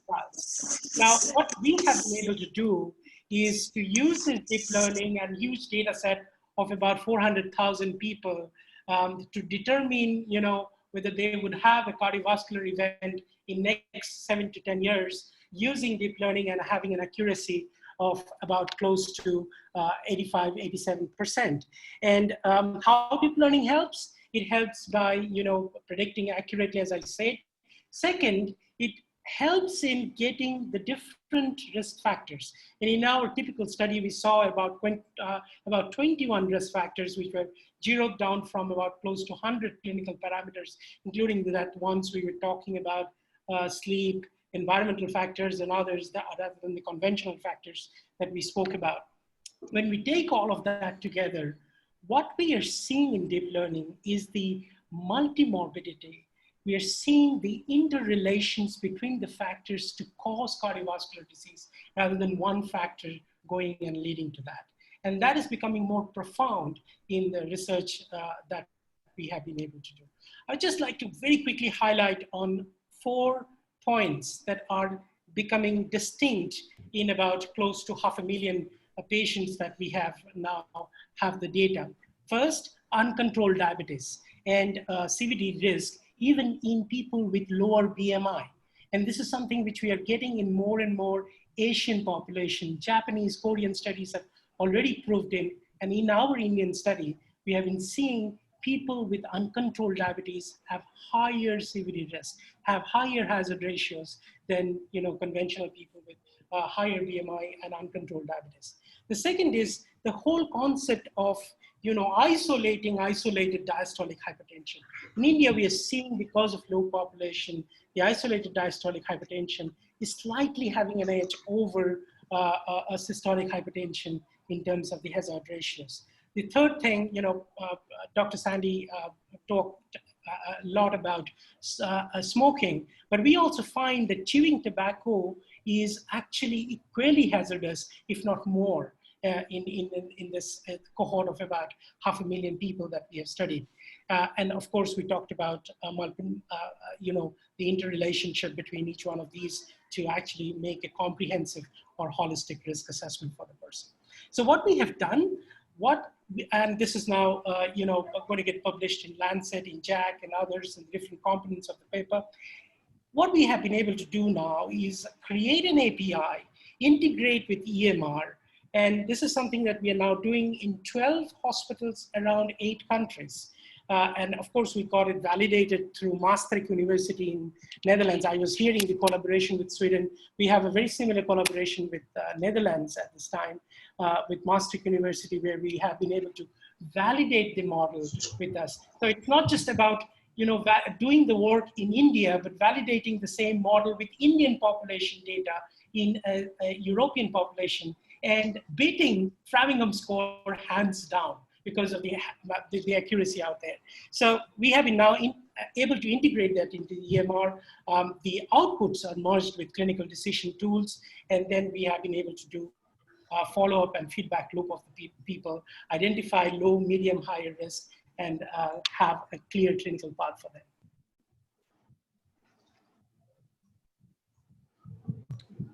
Thank you very much, Sujoy. I think this is a wonderful presentation. I'm sure everybody will get in touch with you through email. And may I now, yes. Should we invite Mr. Anand Madan Gopal? Yes, for please. A demonstration on cardiac design lab, Dr. Purohit? Yes, please. Good morning and good evening. Can you all hear me clearly? Yes, yes, we do. Okay. So I'll be quick. I think we're running late. We're a company that was bringing in services of rhythm management to the larger population. How did we do this? We built a device and a set of algorithms and a certain set of platform that removed the need for technicians and cardiac specialists to be in the smaller hospitals while they were doing rhythm testing. So typically a Holter device gets onto a large hospital with a cardiac department because we need people to report them before the cardiologists get to them. So we removed this need by providing a device and a setup which actually will run in a small hospital. Post a test, the reporting gets done at the back end, and we're able to generate a report. By doing this, we're able to take these tests into a larger population, smaller hospitals across the country. So the first level of filtering can happen wherever these first level patients walk in. And we also made this affordable by enabling these reports being generated with a lesser time being spent by the cardiac technicians. So therefore the operating costs come down. So this is something we were doing, and we had two types of devices that we were operating on the ground. So one of them is the small device that I'm showing you here. This is a smaller form of the Holter with 3 leads, actually, goes on to a disposable like this. So this system runs for 7 days on a full monitoring mode. So this is something that we developed here, and we were in the business of Holter and rhythm management. Late last year, earlier to the COVID, we were actually extending this platform to be putting on with other sensors so that we can run them within hospitals. We wanted to do what is known as the ward monitoring. This is something that we thought would be the future of healthcare, where the nurses that actually pick up data from patients within hospital wards and try to record them in large pieces of paper, and then they bring it back into the system. This is flawed globally because we know this is most of the time not done, and our data is actually filled into those sheets. The patient data is not going in. And many a time in centers where the patients actually go critical or semi-critical during the late hours of night, nobody notices them. We were looking at simple monitoring devices that can actually do management of these at hospitals. But that's when COVID hit, and suddenly we realized this device has tremendous potential during this period. This device now allows hospital wards without nurses going and meeting them quite often. And we developed this device in a way such that the central monitoring of all the data coming off this onto a console outside the ward, onto a central desk. So it's a very simple unit. This is exactly the one I'm wearing. It's a 75 grams device that I'm showing on the screen here. Has an SpO2 probe, has a few electrodes, 2 electrodes, and the temperature. This brings up a full vital monitoring capability onto a central console. I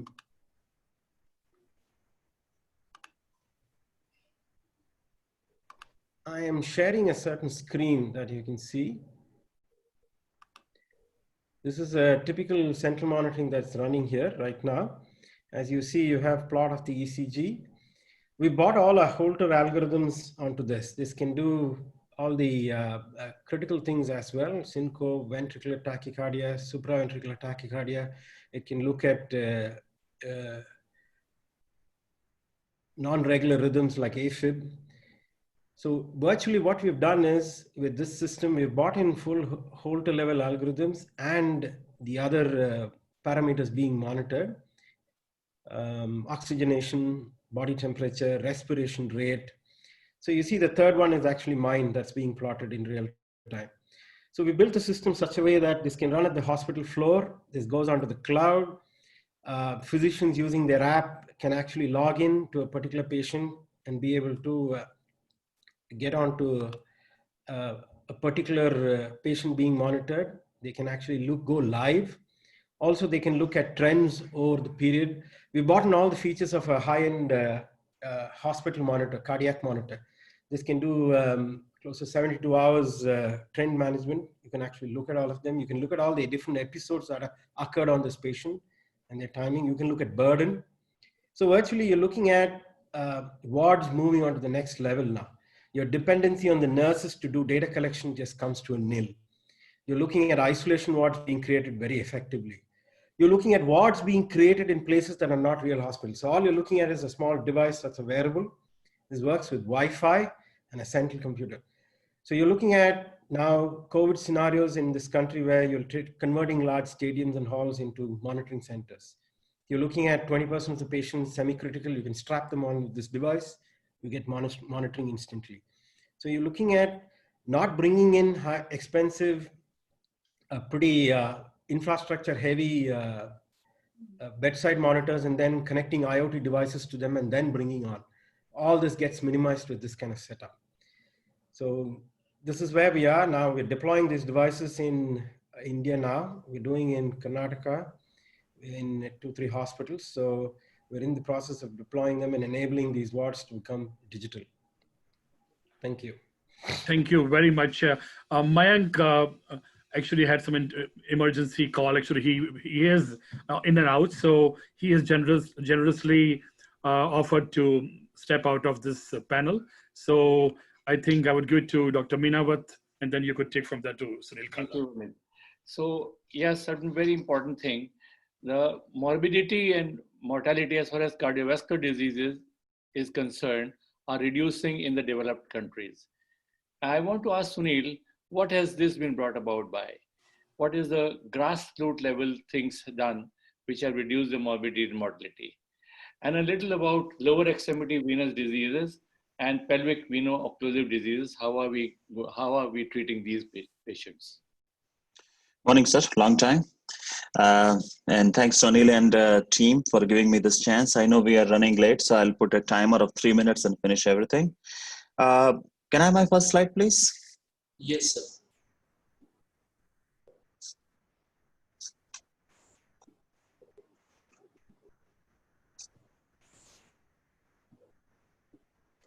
So a lot has been talked about this cardiovascular prevention by Dr. Prasad, Prabhakar, and Dr. Albert. So I would not go into great details, but what I would like to point out is that, we are in trenches. We are seeing patients every day. We don't have lots of time to go through all that. So I have developed my own algo that I go through in every patient with cardiovascular disease. And I just go through these 5 or 6 points. Obviously, first one is genetics, which no one can control. But remaining all the points, I go through quickly with them. And as long as we keep the numbers as written in this slide, then what I've noticed is that the cardiovascular event, the MACE, everything is better. One of the things that we have noticed in millennial, we can go back to previous slide. Millennial, the rate of smoking is definitely going down. The vape is going up, and we'll feel the impact after a couple of years, but smoking is going down. Health awareness is much better in millennials, and that might be one of the reasons that we are seeing less impact in these communities. And as far as the venous diseases are concerned, this is something that I got into a couple of years ago. Got sick and tired of doing coronary interventions and lower extremity arterial interventions, AAA, all that. So I got into this. There's something new. And once I got into this field, I realized that venous reflux disease is 25 times, whereas coronary disease is somewhere around 10 to 12. So almost twice more common than heart problem that we believe is one of the commonest cause. It's not a problem which will cause mortality, but it's a big reason for morbidity in all the communities. Can I have the next slide, please? So the venous reflux disease is so common. Once we start looking for it, you will find that almost 40 to 50% of patients beyond the age of 60 would have it. The economic impact is huge. One venous ulcer costs around $15,000 if we treat as an outpatient. If that patient ends up in a hospital, the cost here in the US is around $30,000. So it's a huge impact. And we have been fixing this with mostly radiofrequency ablation or laser ablation in the clinic in less than 10 minutes for a cost of around $1,500 here in the US. The next one. The next slide, please. Yeah, the pelvic veno-occlusive disease, again, this boils down to the venous ulcer that we are seeing on the leg. And I know most of people are not into this field, and I would hope that more and more interventional cardiologists would get into this field because it's a huge problem. And once you start recognizing it, then you'll realize how common it is. Earlier, we used to look at the pelvic veins with venography, and venography misses a lot. So next slide. So intravascular ultrasound has been developed in this field, and we have been doing lots of IVUS of the external iliac vein, IVC, etc. And we have found that lots of occlusion. Go to the next slide. And this is a slide that I use all the time. This was a patient, real patient with a venous ulcer, and you can imagine how painful that would be. Next slide. And this is what it is within 6 weeks. The guy was going to wound care centers for almost 6 months, spending thousands of dollars. And just with 2 or 3 stents, we were able to get this kind of result. Next one. And this is what you get when you go into the IVC, when you go into the iliac vein, external or common iliac vein, you find on the left side where essentially there is no flow. And after the stent, the flow that you get is on the right slide, where you get tremendous amount of flow. So the skin is stretching goes down, ulcer goes down, and the dollar impact on the healthcare system goes down. I think this is the last slide. So I'll stop here, and any questions, more than happy to answer. Thank you, Dr. Kala. May I now invite Professor Amar Gupta, our last panelist.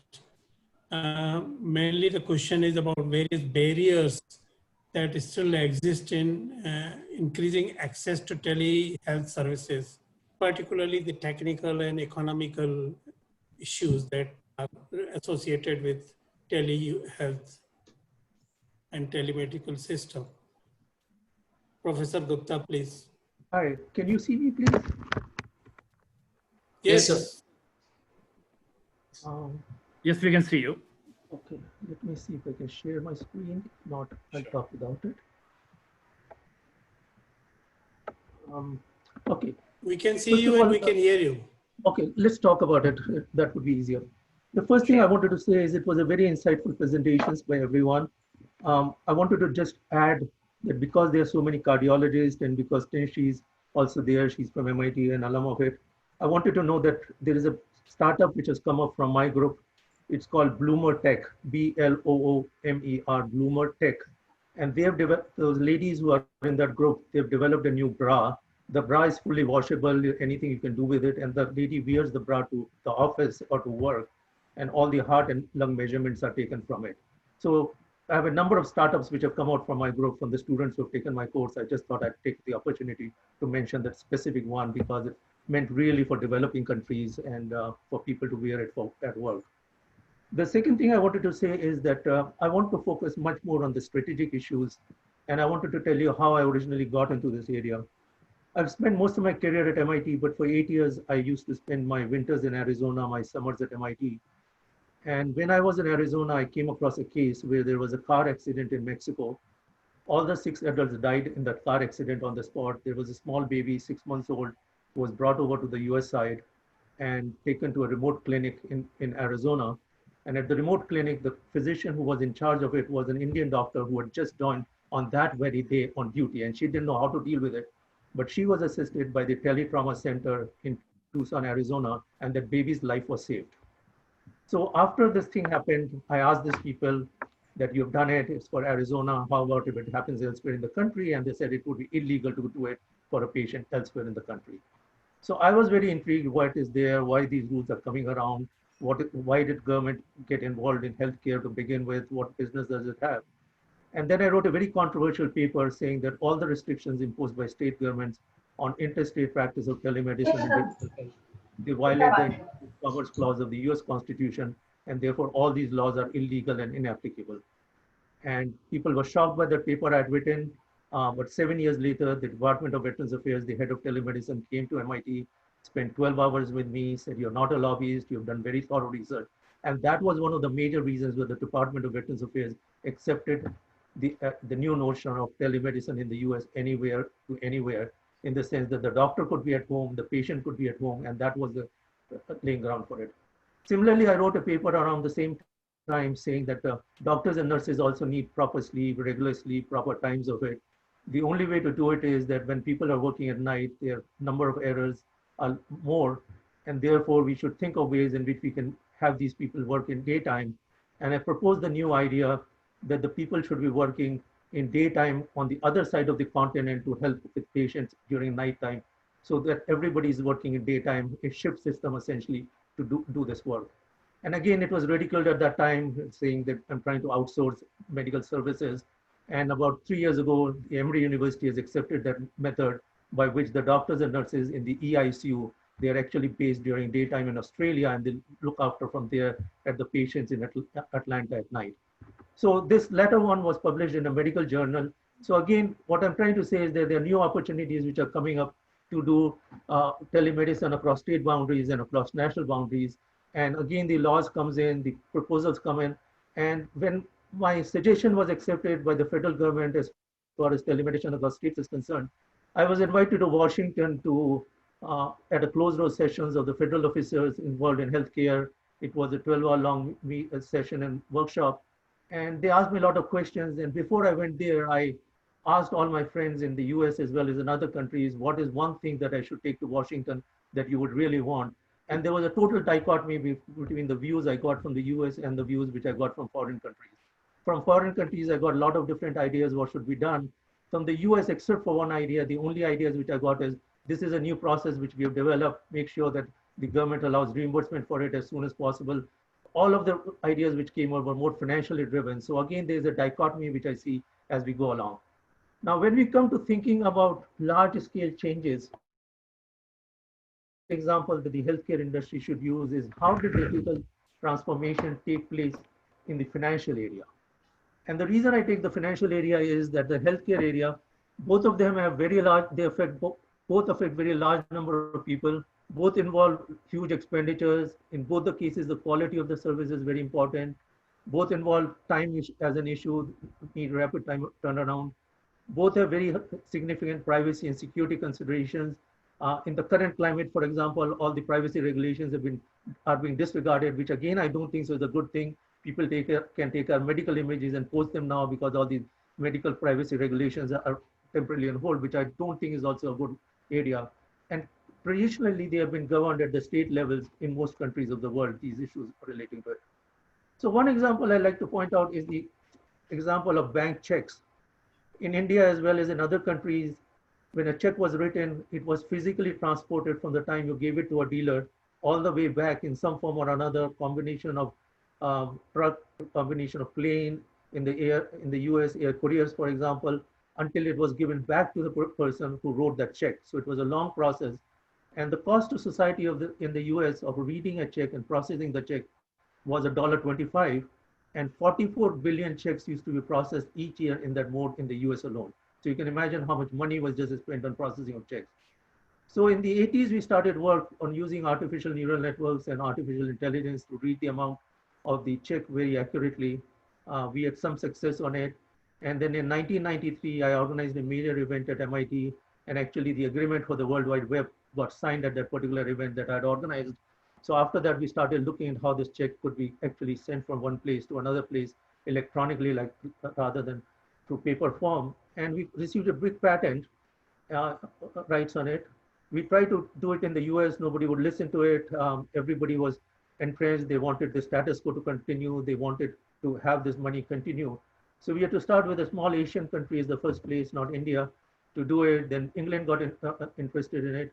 And I still could not go ahead and do anything in the US. And I was putting more and more of the technology on the web, still nobody would take interest. And finally, the only thing which drove it is when 9/11 took place, all the planes were grounded, the checks could not be transported from one place to another place.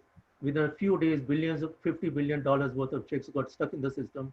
The federal government passed emergency regulations, and they cited our work, and they said the image of the check should be used. So something which I've been trying for years suddenly gets announced on it. And my students who are very upset on it, of doing things for free, why we are giving it away. One of them later started a company in the same mode of things, doing things for free.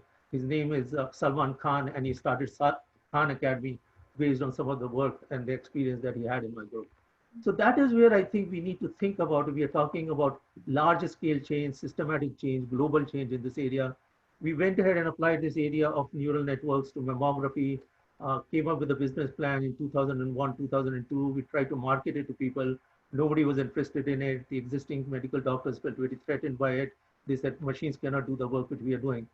So around that time, I wrote a paper proposing the notion of three-pronged approach to healthcare.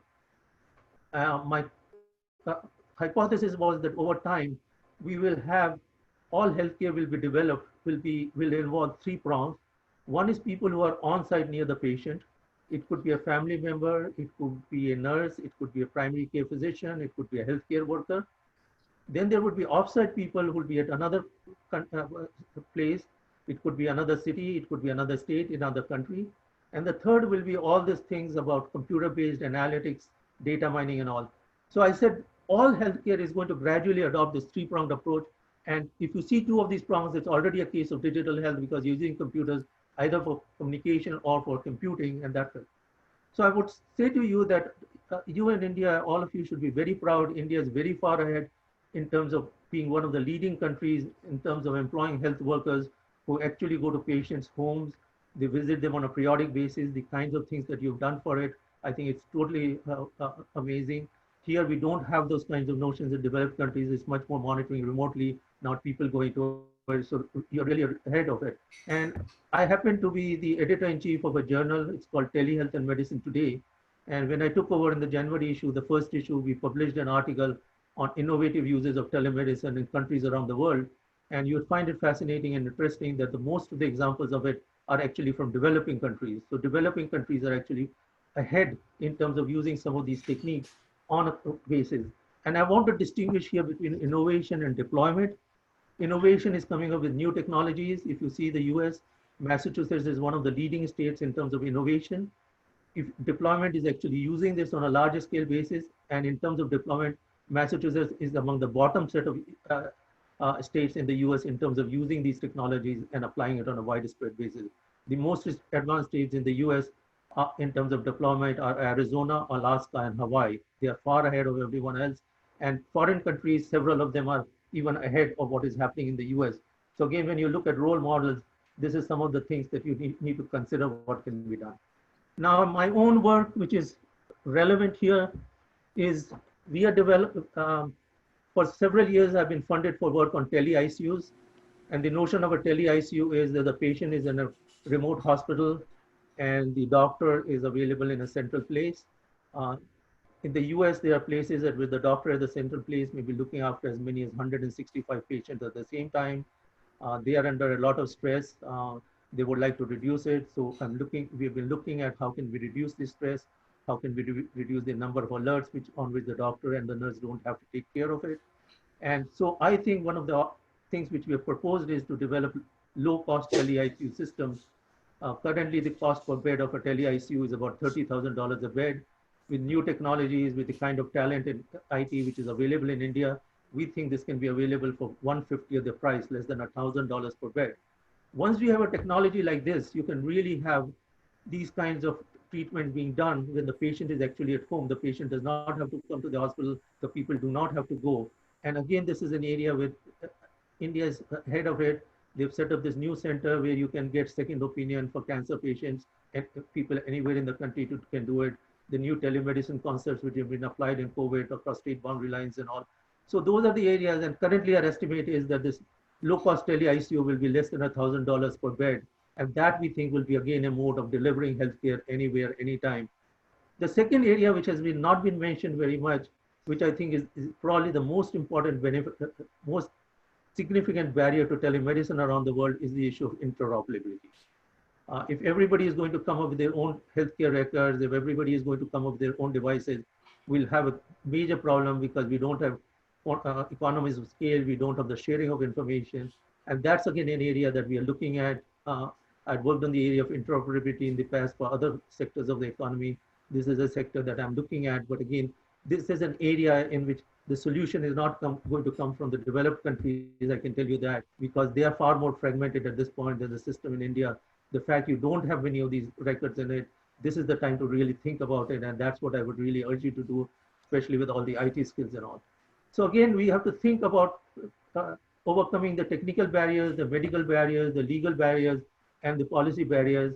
And I would like to point out one example which I would give in addition to the 9/11 example, is that when India was doing work in outsourcing, there was a lot of reluctance for foreign companies and foreign countries to adopt it.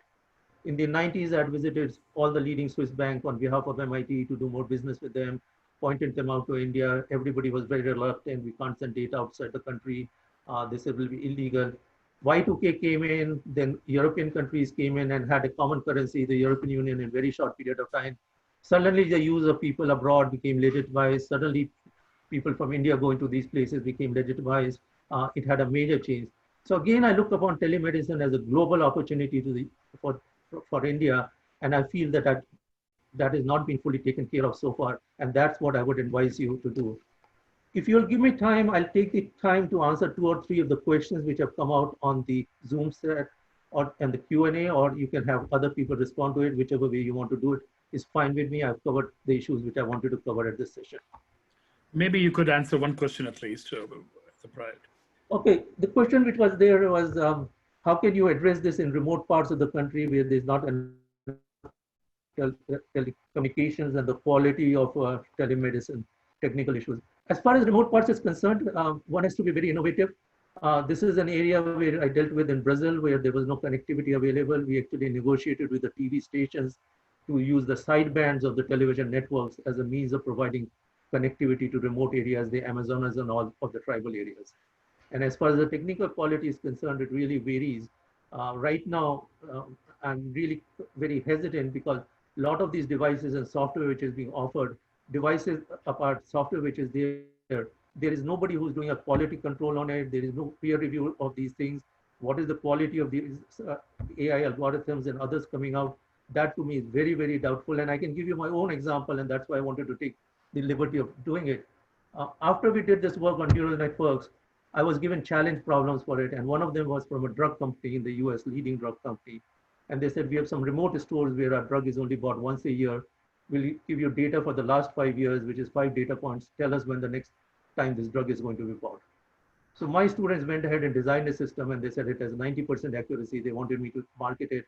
We could have done it, MIT technology. And I said, no, it's not possible. Put another 2 students. They said the same thing. Then I looked at it, and I found out that the algorithm was actually cheating on itself.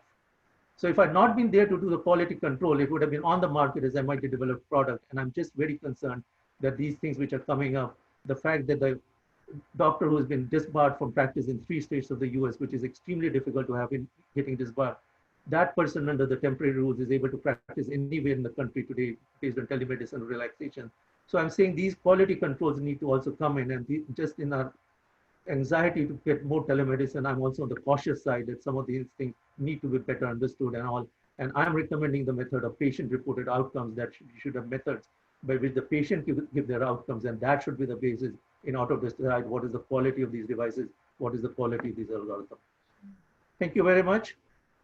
Thank you, Dr. Amar Gupta. This is wonderful. I think the variable about the women wearing bra to the work, and very similar to the cardia, actually, the variable which Dr. David Albert has come up with. I have used a cardia in our medical camps at Jodhpur School of Public Health, and we were able to diagnose 2 or 3 patients who did not know they had AFib. So I'm sure cardia is going to do a big job in India, and I think the variable could be very well marketed in developing countries. I think we have a lot to talk. I think maybe when the world convenes, we could all meet in Jaipur, and definitely this panel has been very huge, very large. And Dr. Amar Gupta also kind of yesterday discussed with me, and he was right, but I think we had no choice, and we could say no to people, but definitely I think we will get more questions. We'll send it to you, to all of you. There will be a published report which will be sent to all the panelists for review in 2 to 3 weeks of time. Latika is our reporter, and Jagdish, he had to leave as we had discussed earlier. Latika, I would just give you a minute in a sentence what you want to say, because you've been sitting with the interns writing notes, and like to hear from you at least as a reporter. What would you like to say? And then over to Dr. Pati, actually, for the closing remarks.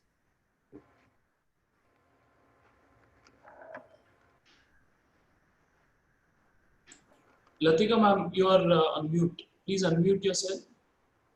Yeah. I just wanted to thank you, sir, and team for giving me this opportunity to summarize all the knowledge that we have gained from such distinguished panelists. We started off with hearing from Dr.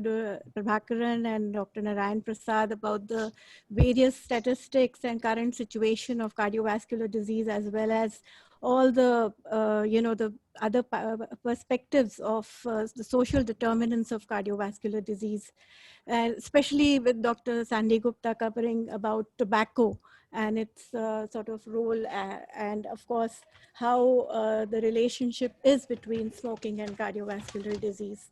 But the most interesting part of this entire thing was the live demonstrations by Nigel Williams, Dr. David Albert, and Ting Shi of the various devices that have now come up. And as everybody said, that this COVID era has put a catalyst to the use of telemedicine and telehealth services and all these kind of innovative devices in order to, not only do for cardiology, but for so many other diseases.